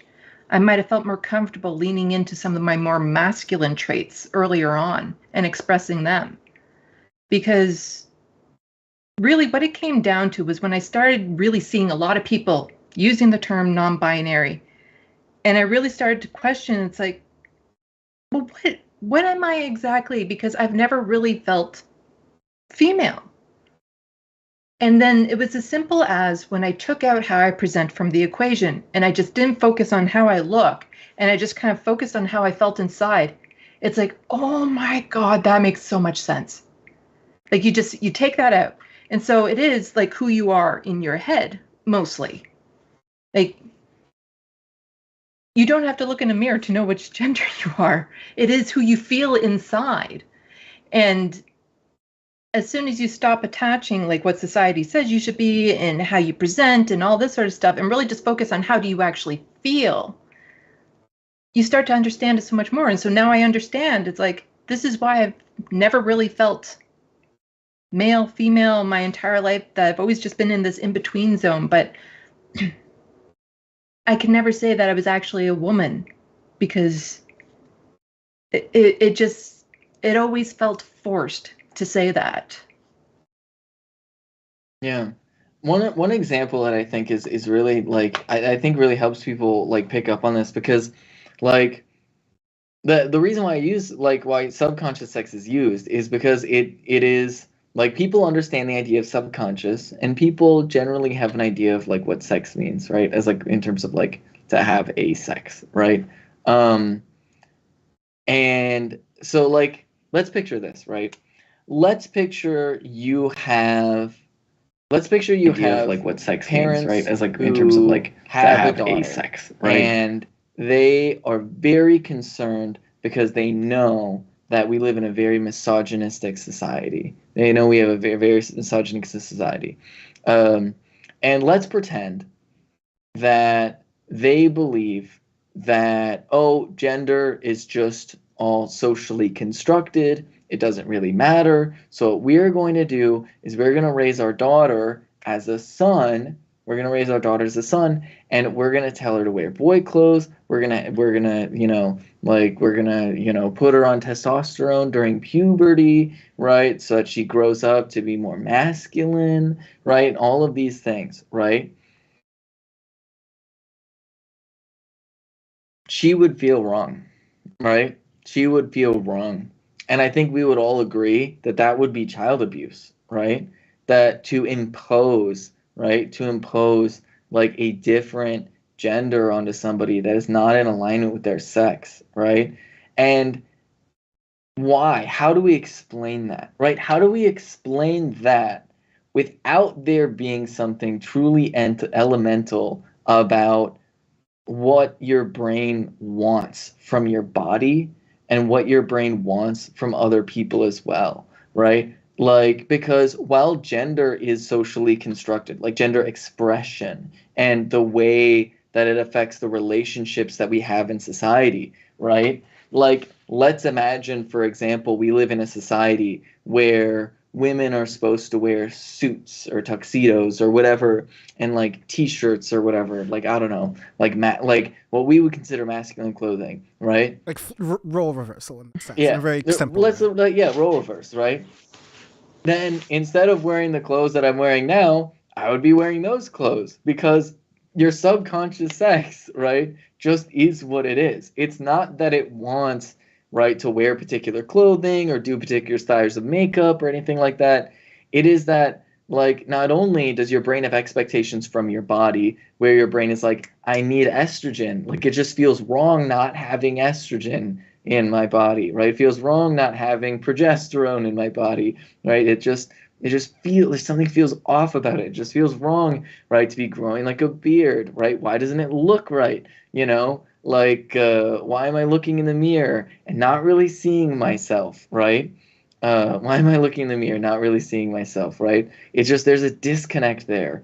And then interacting with other people. Why are people treating me in a way that just feels like off from how I want to be treated? Like, why am I not?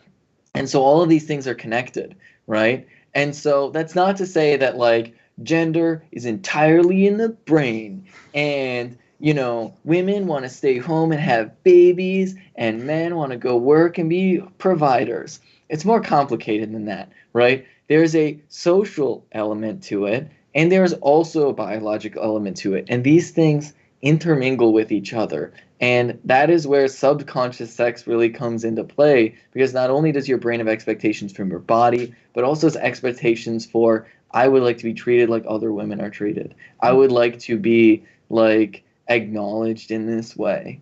And so, yeah. I think what I loved about I really love framing here, and I especially love when anyone like hacks the framing of the opposition. And so you started that example of, let's take what these bigots on the right wing who would never sit through a conversation like this. They are saying that trans people and people in the LGBTQ plus community are just trying to groom kids by like telling them about this. But like in that example right there, where you're trying to tell like a straight cis person, let's flip the world around a very like binary way, and let's put you, someone who knows that you are cis and you express the way that you are, we're all of a sudden going to change the way society expresses and sees around you.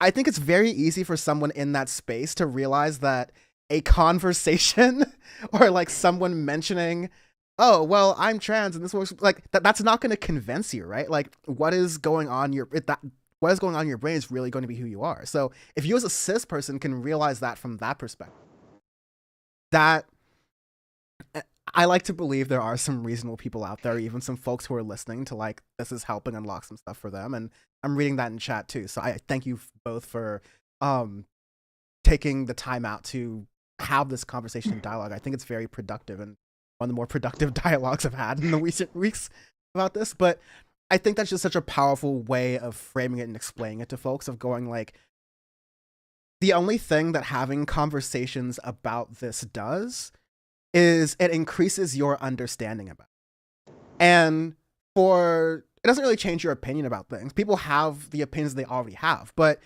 if you have been struggling, like both of you have like kind of alluded to in your own life, you've struggled to gain the vocabulary for what you're feeling, and then someone has the freedom to use their First Amendment rights to teach something and teach an understanding about someone, then for you, that person, you might go, wow, I can now describe how I'm feeling and have peace within myself and know that other people are feeling this. And holy fuck, we live in a time where I can actually start to get treatment for some of these things. Like, that's wonderful.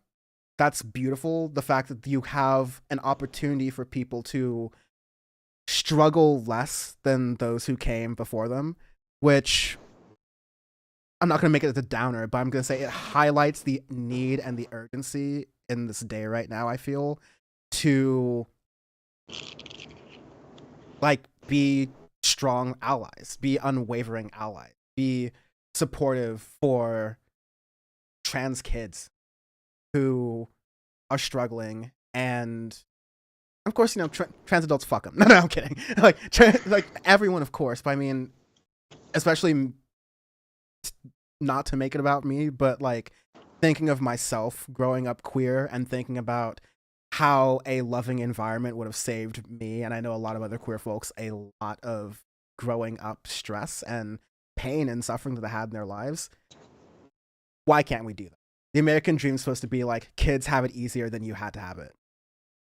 We do this for cultural reasons. We do this because Republicans see a sadistic agenda for getting votes out of it. But at the end of the day, what we're talking about is, I feel like, much closer to what it's about. It's helping people gain the vocabulary and the knowledge to feel happy within themselves, feel peaceful within themselves, that they can enjoy all of the wonders that life brings to them, and then we can make them Antifa super soldiers. That's the goal. Yeah. Yeah. And to that end, I kind of want to say like two things, right, really quick. First is that like, if this is something that's interesting to you, anybody that's watching, I highly recommend the book Whipping Girl by Julia Serrano, okay? Because really, it's one of the foundational works on understanding trans misogyny. I actually think it like coined the term trans misogyny.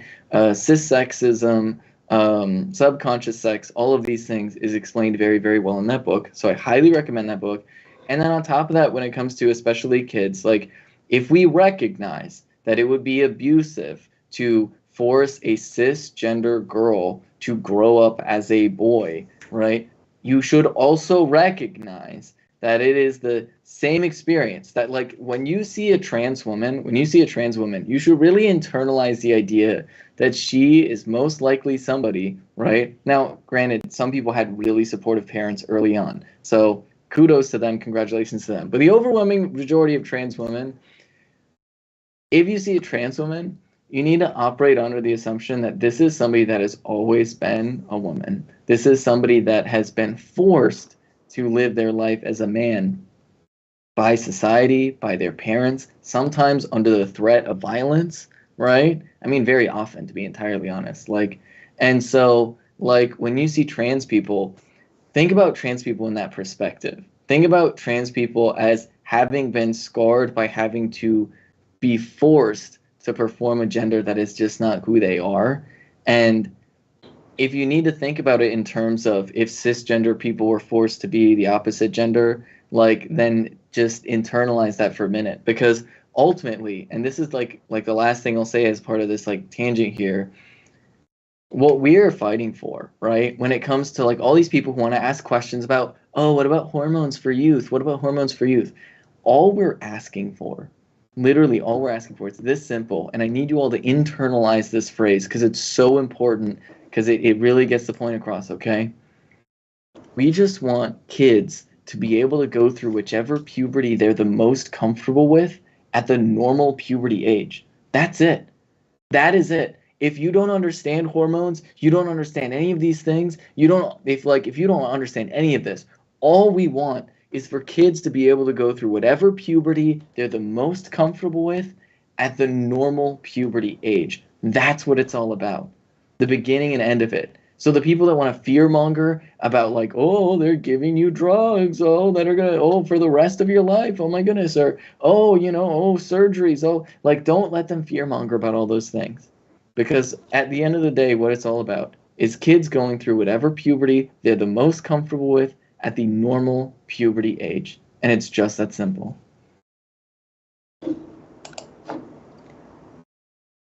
Yeah, Sandee, totally for you. Yeah, I just wanted to kind of go into, I was just looking it up. There is actually a very tragic case study of this. So I think, So the guy's name was David Reamer, Canadian, and something went wrong during his circumcision. It got botched. And so the doctors and the family at that point said, you know what? It's best if you just raise him as a girl. And because, his genitals won't be what normal male genitals will look like, so it's best just raise him like a girl. And everything should be fine. It wasn't. He was a cis boy. And he wasn't told for a very long time what had happened. And he was forced to act like a girl, dress like a girl, behave like a girl. And yeah, I believe, without having to go through the entire Wikipedia article, he ended up committing suicide because of it at the end, because it was just so traumatic, everything that he went through, to try to force somebody to be the gender that they're not. And you see so many people, it's like, oh, well, we gotta block hormones, we gotta do this, what about the regret rate? What if they change their mind? But it's like, what about all the people who regret not being able to get it done when they were teenagers? I have very, very close friends in my life who are trans women who weren't able to transition until they were in their 30s. And what they wouldn't have given to have been able to do that sooner. Because their whole bodies would have been different if they weren't forced to go through a male puberty. Yeah. Yeah. And it's just really frustrating. It's just really frustrating. Yeah, I don't oh geez, I had something, but then I kind of lost it. I don't know. I'll read some comments for a little bit. I also know it's late for both of y'all, so if you I'm want, good. if y'all want. I'm a night owl. I know. So I still want to, like, yeah, Sandee, you're on the East Coast, and then Ben, you're in the Central time zone. So yeah, I'm in the Pacific Coast and I'm chilling, but I'm also running hours of sleep. But I also love this conversation. But I can read comments in case you get your train of thought back. Otherwise, if you want to sort of start to wind down and like have a last point and like, okay, there's another thing I want to say. A lot of people who really love your book recommendation. I got someone who said that they rented the audiobook from the Toronto Public Library, thanks to you, Ben. So, there we go. We're Shout out to the Canadians. Yeah, at least the Canadian libraries are safe. At least. Let's see. Actually, just quickly about all the Canadians in the chat, there is a petition. All of you need to go sign right now. It is a petition in our Commons. It was brought up by Mike Morris, and it's a petition to allow transgender and non-binary people to be able to claim asylum in Canada due to eliminationist laws in their home countries. So you have to be a Canadian citizen or resident to be able to sign it. And it's like the third most signed petition in the House, in our Commons ever at this point. You have a link on your Twitter, like pinned somewhere, right? I can send it to you. I don't have it. Or if you go to my YouTube channel, I have the interview with the trans woman who actually helped to initiate this petition, and the link is in that video. Huh, okay. Good to know. Folks should check that out.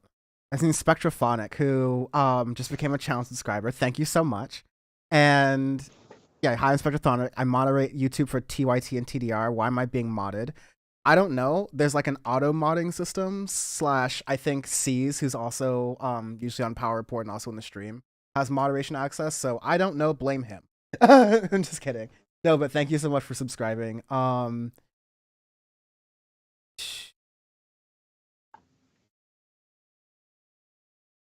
Yeah, there's just so many like good comments that were coming through the whole thing. I'm still not used to the whole like Twitch dynamic of there's a really good conversation, but like obviously you want to get to comments, but like I'm not ditching the conversation, so I'm doing the podcast thing I do, and I'm like, fuck it, I want to get the conversation. Because I think ultimately for a lot of people watching, for people who are talking about their own experiences, like some people are saying they're being called freak or whatever. Like, I just think back to I was friends with a lot of like the queer figuring ourselves out group in high school, and that's kind of the place I come from with a lot of these like school bans of, oh, you can't have these books, or you don't say gay laws like that, because again, it's not about indoctrination. It's about a lot of these people are ostracized enough at home and in their communities, and at school is, again, because of our like broader system, oftentimes one of the few places where people can get like a meal, but also school is one of the few places where people in the LGBTQ plus community can feel seen and can feel in a little bit of a comfortable relationship, because like folks are struggling together. And taking that away from schools deliberately is a specific, and trying to frame it as, oh no, we're doing it to protect kids. It's so sadistic, and any chance we have as people on the left to like point out that it's sadistic and stupid and to fight against it, I will be taking that chance. I think, not that I'm telling what screen here. Like, in general, anyone who's speaking for the left, even in like a activist conversation where you're just like knocking on doors and like trying to convince people, do some reading first. Please don't like stumble over your conversations like I am with me, but like start from that place of empathy, knowing that all these Republicans are such full. The last thing I'll mention is like a fun note / dark / the Bud Light thing that's going on. It's such the biggest own goal for them, because people, other than seeing some TikTok videos, I barely knew anything about Dylan Mulvaney. Now I can't see enough of Dylan Mulvaney. The Republicans who are winning, or the Republicans who are talking about boycotting Bud Light, are just putting out their own versions of Bud Light. and charging $30 for them, which is just like, y'all have lost the plot of the game. Like, let's like, for a moment, the transphobia is horrendous and it's just like a naked cash grab, but like, Bud Light's not an IPA, right? Like, you can't be upcharging this and be expecting to get a good result. Nevertheless, like, they say the M&Ms are too woke, and then they come out with chocolate. They say the razors are too woke, and I remember at one point where they were making fun of Kasparian for saying the too woke. Oh, how the cookie crumbles. And then they make up their own like razor company, right? Like It's lot of marketing at this point. Yeah, a lot of this is like Grift Nation. Like Matt Bender calls it scam economy. Like a lot of this is just, okay, there's an outrage machine and there's like a political angle to the outrage machine where we can just make content about it and, subscribe to my Patreon, do the other thing where I'll be even more hateful. But that's like the first tier now. The second tier is you get people so onto your sauce. It's like, you hate this political group so much that you will now buy products that represent your hatred of another political group. So you'll buy like Liberal Tears coffee mugs and Black Rifle coffee. Like, it is again, on the left, we would much rather donate to someone's GoFundMes. They can pay rent or like do mutual aid rather than go, damn, what good grift is this? But I think maybe we should start figuring out how to like scam some of these right wingers out of their cash and maybe use it for good. My God, oh my God. Maybe maybe there's a way we just like hide it and it's just like, this beer has no color. This beer is it comes in white cans. It's like no color, like in fine print somewhere. It says like, this is mayo flavored beer. I wouldn't be surprised up in Canada, not to slander y'all, but you don't have like ketchup flavored beer. I've had coffee oatmeal beer. That sounds delightful, honestly. It almost, I'm not a stout person, but it sounds good. It didn't blend. That's the problem. That's fair. You could taste all three things very separately. It didn't blend. Oh no. Leftward Host says, pour it straight into my bloodstream. My God, oh my God. No, I don't think I could do that. But let's see. Would you? This will be my last question, and we start to wind.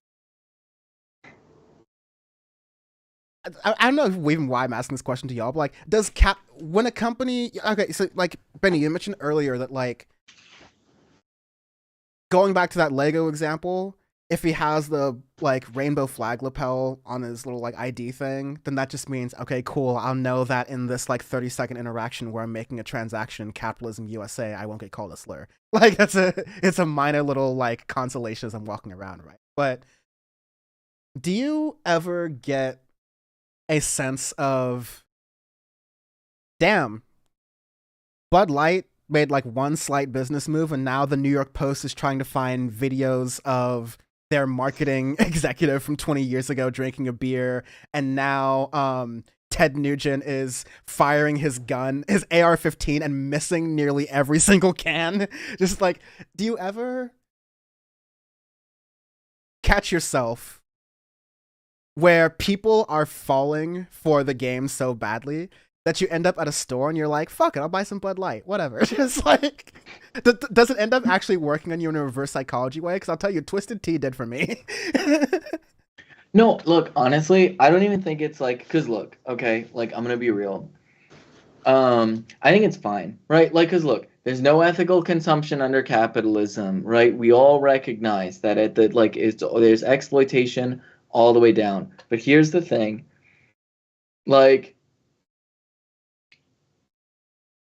this might be controversial, okay? But as a trans woman that is living through Republicans trying to criminalize my existence, I actually think that the purely symbolic stuff matters and makes a little bit of a difference, actually. I think that the symbolic, like, hey, we support trans people, I think that does actually matter. It matters if these, like, I feel like, well, because here's the thing, right? Because it on two fronts. One, I want these wealthy capitalists to know that it's more profitable to like me than it is to hate me. Because so long as that is the truth, under the United States of America, which works for the interests of these capitalists, they will at least say to the courts, like, hey, maybe you shouldn't let this pass. Maybe you shouldn't let this pass, right? And it will lead these, like, because, like, let's be real, our court system works by and for the rich, right? Totally facts. And the Now, you like, got and me on so, board for this controversial idea.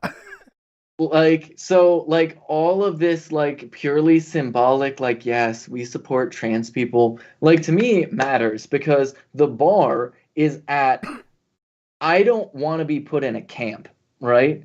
And, like, I know that might sound a little hyperbolic to some people, but talk to any trans person in your life in the United States of America and ask them if they're worried that they might get put in camps in the United States in like the next 10 years. It's like a very real concern, right? The things Republicans are saying now are literally the same exact things Nazis were saying about queer people in like the 30s. Okay, so let's just be really straightforward about that.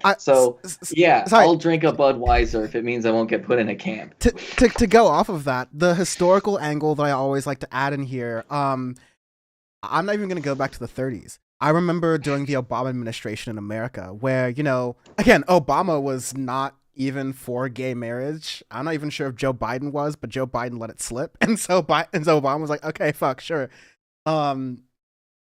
But, you know, something popular opinions. During that time, I remember there was, you know, the border is always a big, like, bugaboo cancel culture issue. And I remember there was a Republican senator or a congressperson who said, we should get all of the gays and round them up in an electric fence so that they can't, like, reproduce. Then there we go. We've solved that problem. That's not Nazi talk from the 30s. That's America talk from the 10s, right? Ben Shapiro scrubbed off the internet all of his anti-gay stuff because for like a minute and a half, even Donald Trump, you know, like in words, was saying, hey, you know what? The anti-gay stuff is like not that cool. The pro-war stuff is not that cool. Republicans, the anti-social security stuff is not that cool. It seemed like there would be like a reinventing of that. But no, once Matt Walsh got hired, all of the veil came back off. And so I again, it's not hyperbolic. I am happy to is the phrase, but like, I don't have any hesitation in using the phrase like genocidal when a lot of the stuff is happening. When you look at the suicide rates for trans kids, when you look at the rhetoric at a lot of these Republican politicians, those are the stakes. And so, yeah, I hear you. Like, for me, during the George Floyd things, like when like every company was just a black square, I was very much like, all right, cool. Let's see what actions come out of that. Let's see what actions come like beyond that. And I think it's like definitely a different place. Like, we went through the whole like institutions and companies like capitalism trying to appeal to black people and during the civil rights era, and you're still getting of it a lot now, but I think it's definitely less of a, you're right, like companies aligning with trans men and trans women like is a new thing. So it's good to see that there, and it's good to shout it out and show that trans people have money too. That's something. Yeah, that's important. And like, and this is one of those things where I'll kind of like touch on, because like when we're talking about like capitalism, right? Like there's different things, right? Like if we're talking about how trans women are treated by the prison system, there's no amount of Bud Light commercials that are ever going to help trans people, right? Like, let's be real. There's no amount of Bud Light commercials. Ariana Grande, like giving a Bud Light to a cop. Yeah. I just want you to expand your horizons before you make such statements of like, this will never happen. Have you tried? We have as many pop stars and as many cops as you'd like. We'll try until it works. Yeah. Well, because that like the like relationship between capitalism and the policing system, right, is too interlinked, is too intertwined. So like when it comes to the police systematically oppressing black and brown folks, systematically oppressing queer folks, that is going to be a element of capitalism regardless, right? These big companies that do token gestures for trans people will discriminate against trans people internally within their workplaces. That is because the avenues of privilege that exist are critical for the social reconstruction of capitalism. That is not going to go away no matter how much rainbow capitalism you have. However, what will go away is the threat of the systematic extermination of trans people. And unfortunately, that is the bar that we are at right now. Like, that is the level of existential crisis. And so, like, you know, I will continue to critique the rainbow capitalism thing. I'll critique rainbow imperialism, where they're like, oh, look at how they treat trans people over there. That should justify us dropping bombs on them, right? The CIA is inclusive. Like, you know what I mean? But when it comes to, like, yes, Bud Light, please do more commercials. Get these right-wingers to show off how unhinged they are so that hopefully people will rally in support of trans people enough so that we won't be systematically exterminated. And once we're at that point, once we're at that point, and it's not necessarily a once we're at that point, then we start fighting capitalism. We should be fighting capitalism in general anyways, like, alongside this. It's just that for me as a trans person, I would really like to not be exterminated. You know? Okay, so, I just, like, that's how I feel. So that's an interesting... I know I keep promising a last question, but you keep indulging me. So, like, I'll do this last one. I want to get Sandee's sort of, like, international perspective on this. Because this has been, like, a big topic on the left even before this past couple of weeks. Is that, like, can you incorporate an analysis in politics that is intersectional in the sense that you are talking about gender issues and racial issues and economic issues without putting one above the other? Like saying, oh, this economic issue is more important because it'll appeal to the white working class. So trans folks or Latino folks, like, y'all got to stand aside for a little while. Like, there are accusations that Bernie was doing that. I think sometimes, whether inadvertently or not, he was doing that. But there are even other people on the left who go, like, yeah, you have to go for these big unifying things first, and then you kind of wait your term. And you know, like, I'll be honest, like, when it gets into strategic kind of conversations about you have a limited amount of time and space and to act politically as an individual, even as a coalition, whether you are in Congress or in the media, I think some of these, like, conversations have come up, but I've kind of grown the sense of that, like, you should really be able to incorporate all of these things without placing one issue or, like, one subject above. So I don't know if that's, like, a question so much, or I guess it's, like, an approach. Like, how do you make sure that, like, while you're talking about these issues and still incorporating, like, as you're talking about trans issues while still incorporating a capitalist critique and a critique of the things that leftists critique all the time, how do you make sure to not overemphasize one while underemphasizing the other? Sandee, if you have any thoughts to that. I know you're kind of thinking, but Canada definitely has not gotten there. But everyone's so liberal and nice, and everything smells like maple syrup. Oh yeah. In my country, it's the government's more willing to assist me with dying than they are with housing because I have a disability. Right. There's problems up here. At least when it comes to sexual orientation, gender identity, trans rights and stuff, that's actually in our Charter of Rights and Freedoms. So to try to strip that away would be extremely difficult.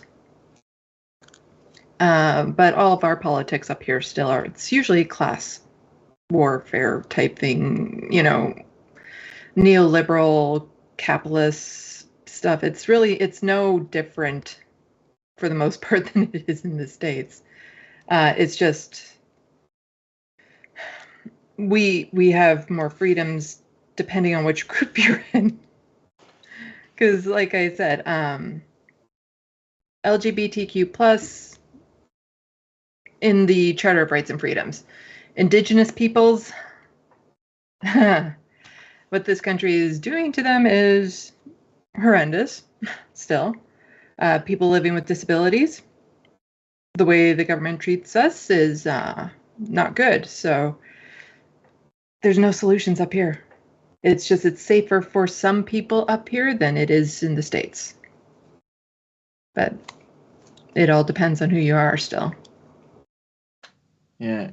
If you mind if I chime in, I've kind of got like two different methods of analysis that I usually apply that are pretty interesting. So, like, as a random side, like something you said reminded me of this earlier, but like weirdly enough, like, oh yeah, connecting different like struggles, I think is something that's really big. Like, so like what I have actually seen in my own personal experience is that some of the biggest allies to trans women in particular are actually, ow, I just twisted my neck in a weird way.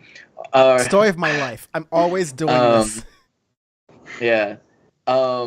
Are actually postmenopausal cisgender women, because a lot of the struggles that they face, both in terms of like getting access to like hormone therapy and then having to deal with people denying their femininity and like having to deal with just like different like gender dysphoria struggles, tend to have a lot of overlap with like what trans women experience. And so like, because, you know, people want to view women as baby factories that are just like sexual objects for men. And so, you know, like obviously as a trans woman, I can't be a baby factory, right? And so like all of these things, there's a lot of intersections there. And so like some of the biggest like advocates for trans women, when they see transphobes saying things like, oh, you can't make babies, so you're not a real woman. And like a lot of postmenopausal women will see that and be like, hold up, excuse me, wait a minute here, okay? What are you saying? Like, and so like, you know, and they have like a deep understanding of misogyny and have experienced an entire life of like, you know, dealing with misogyny. And so tend to be like some of the biggest allies for trans women, which is really, really great.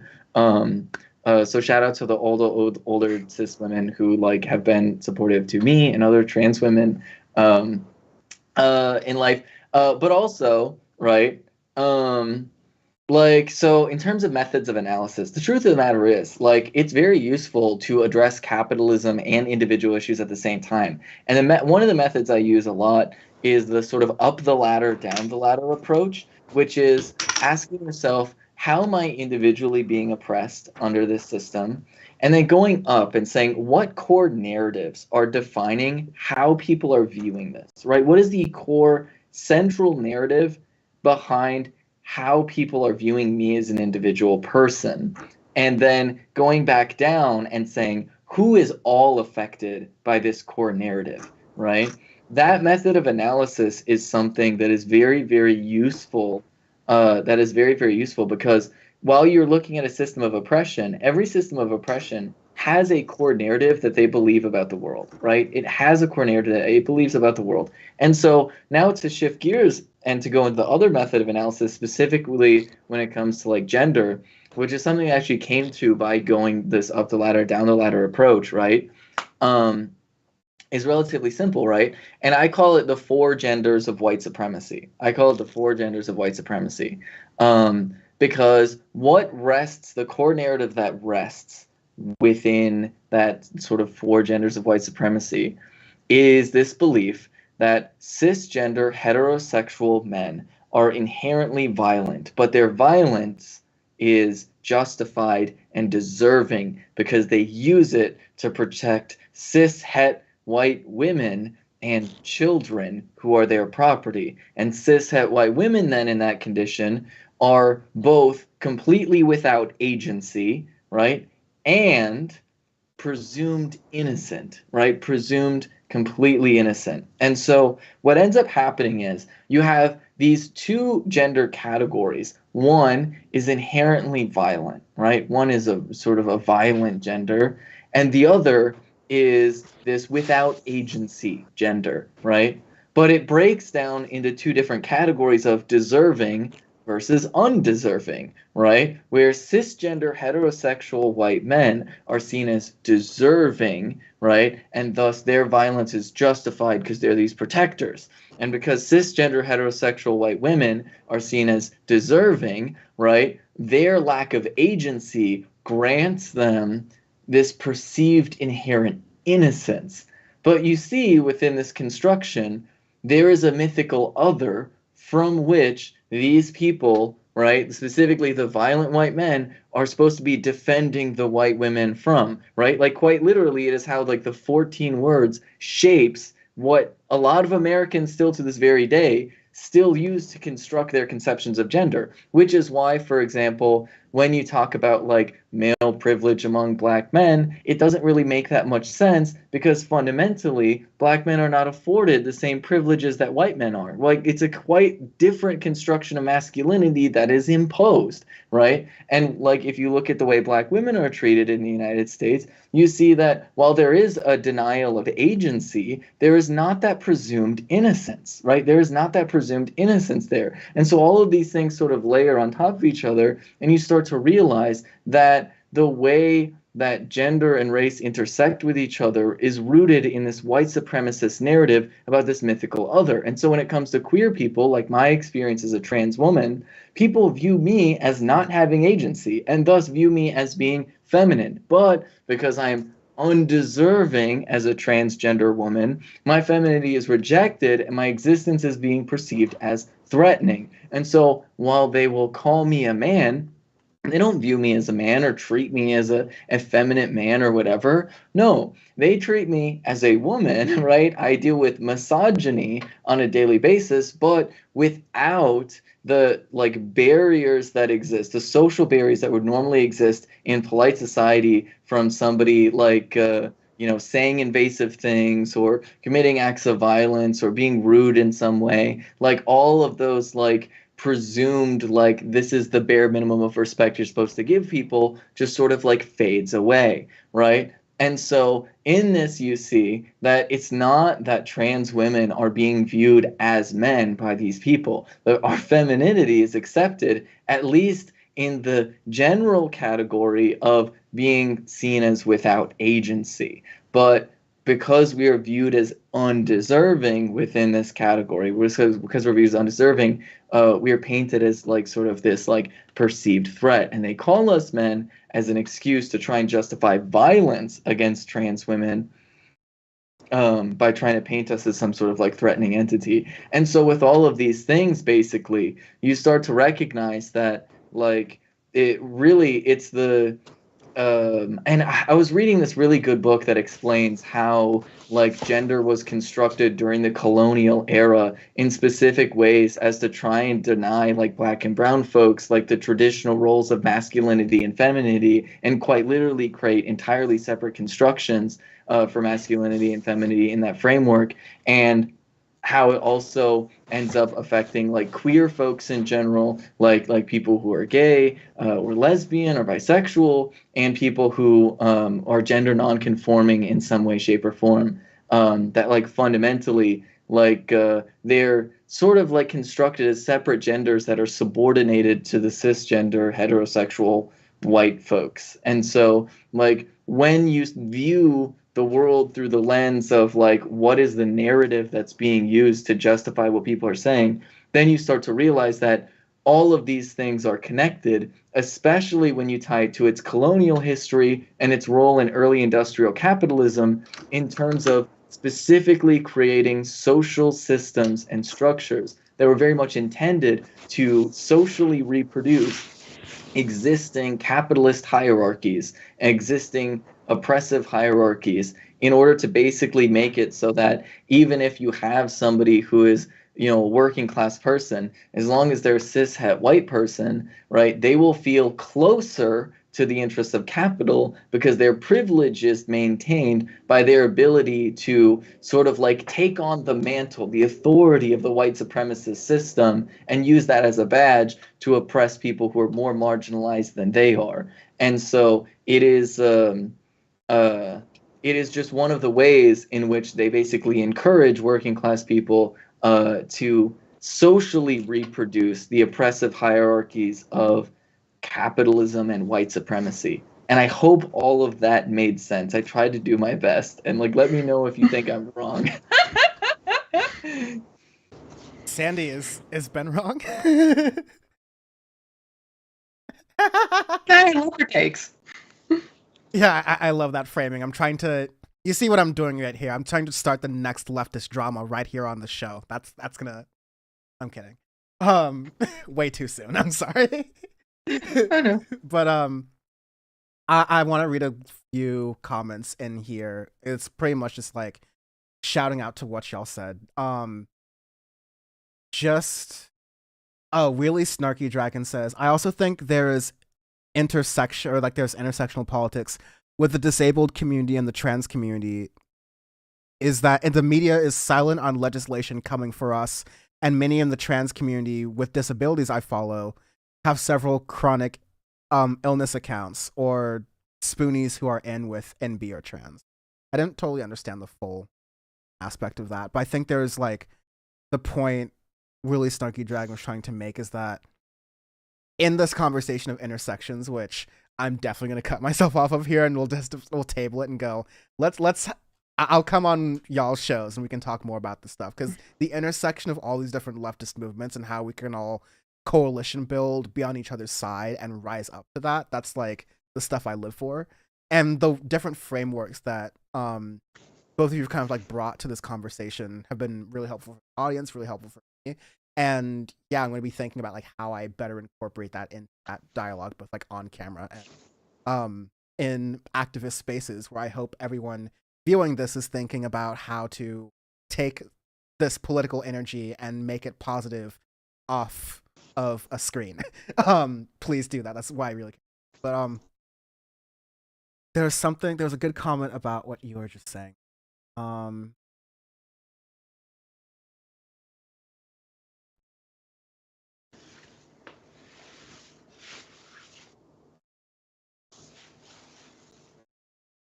Late Bloomer says, this may sound corny, but I am the person I am today as a result of the truths I have learned from Bennie. Aw. Oh, that's really sweet. And now Rosalba14 says, let me grab some popcorn for the drama. So apparently I am starting shit between you both. No, I'm just kidding. It is. Okay, let's go. We'll do it, yeah. This is the year of let 'em fight, right? No. Really, it's all about the different types of beer, you know? The ketchup beer versus mayo beer versus coffee oatmeal beer. Now listen, California's beer scene goes really hard. I'm willing to go toe to toe with y'all on that, like anytime. But no, I want to thank you both so much for allowing me to kind of take this opportunity of a lot of feelings and emotions I've had over the past couple of weeks, and I feel like even if there are other tweets that are outside of my control right now, I can kind of have a little bit of peace knowing that this content exists and a lot of these learnings I have are out there, and that again, like, I'm very happy that we all have platforms and outlets to kind of try to fight all of this shit that's going on and put a good message out, because the folks who are like intent and paying attention to the stream and really listen, unfortunately, good faith people who care and want to understand usually don't turn around and turn into like blowhards who can't change their opinions, who are like really loud online. So you don't see that effect, but ultimately, like, this has been the most positive way I can turn this kind of situation, something that's been like a learning experience, in some ways like a processing and healing experience, and something that, rather than a lot of other things lately, makes me feel a little bit more rejuvenated in going back and fighting spaces, hoping for a better tomorrow for us, the future, the past sake, etc. So I want to thank you both. Starting with Ben and then going to Sandee, just let me know what folks know, where they can find you, what times you're usually streaming, etc. Yeah, so you can find me on Twitch at bleepblumpben, right? I know it's kind of a mouthful. You can also find me on Twitter at Benjamin Carollo. You can also find me on the Breakdown, right? That's YouTube at TYT Breakdown. With Yasmin, who's also on PowerPort a lot, so people can check both of you out there. Yeah. And then I don't know. I maybe perhaps told Nina Turner that I would write something on Substack about the 4 genders of white supremacy. So maybe I'll get back into Substack again. Now's the time.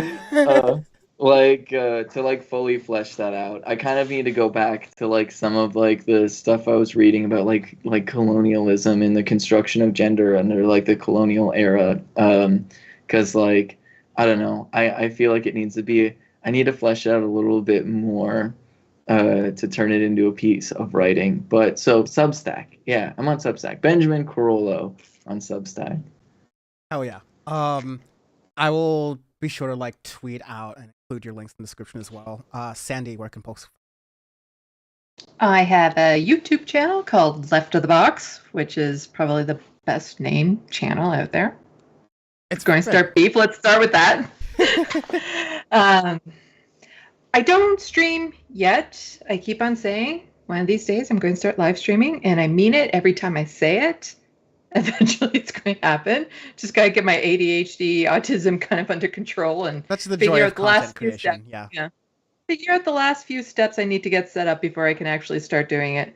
But I will be releasing another video shortly, kind of as a follow-up to the video that I did about the initial drama, to just kind of vent out a little bit more, because I still have a lot to say about what happened. But there was also some other videos I was planning to do, so stay tuned to my channel. I'll be getting more content out on that soon, and I'm also on Twitter at Sandee Lovas, and I'm probably on there still way too much for my own mental health, but I still have a lot of fun on there, and I meet lots of people, and that's how I got to meet you two, which was awesome. So Twitter still has some silver linings. I'll agree with that. It does have silver linings. Sometimes I just wonder, what if it just got Thanos snapped in one day? But I do love the fact that it makes it a lot easier for me to book this show. So while I can do that, it's great. I love Twitter. I hope that Twitter gets better. Right, but I love it. Okay, like I like the tweets. It's the only platform where, like, I don't know, like, especially as a trans person, like, you don't understand. Okay, I have to be very conservative with the pictures that I post on like Instagram or like other platforms, right? Like, and like I don't know, yeah, like unfortunately, Twitter's kind of like one of the like better places to be, unless I go on Tumblr, and Tumblr is just like a mess. It's so hard to like keep like the interface doesn't make any sense. Okay, I'm sorry. This is a random. You're right. I kind of love Twitter. It was like one of the best things that happened to me in the past few years. Getting on Twitter was like just opened up my world like nothing else. I like Black Twitter. I like the fact that you can have a random blog post like a dumb thing like, which celebrity couple would you have a threesome with? And then one member of that celebrity couple will just be like, hey, yo, listen, y'all gonna be watching nothing but HGTV because my back just hurts reading this post. Like, y'all are not doing shit with us. It is gonna be mad boring. I like the fact that for about a decade or so, we were able to convince all the celebrities in the world, athletes, to give us all free content. And then Elon Musk took it away from us.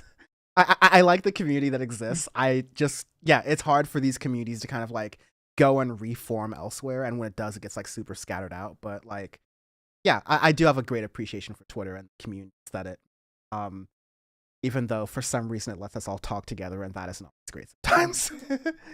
But no, thank you everyone, all the new subscribers and folks who are following and watching. Usually I do a stream on Sundays where we talk about no politics. It's just the new music that has come out of the week and what is cool with that. I'm going to a wedding this weekend, so I can't do the stream on Sunday. But check out all that stuff at youtube.com/audiofacepod for the music stuff, youtube.com/Dan from the internet for PowerPort and all the clips. A lot of this stuff is really evergreen, so I'm just going to be posting stuff like throughout the year. It'll be great. Yes, thank you everyone for coming on. Thank you for joining. Good night, everybody. Have a better week next week than even if it was good, even if it was bad, just moving forward. Cheers.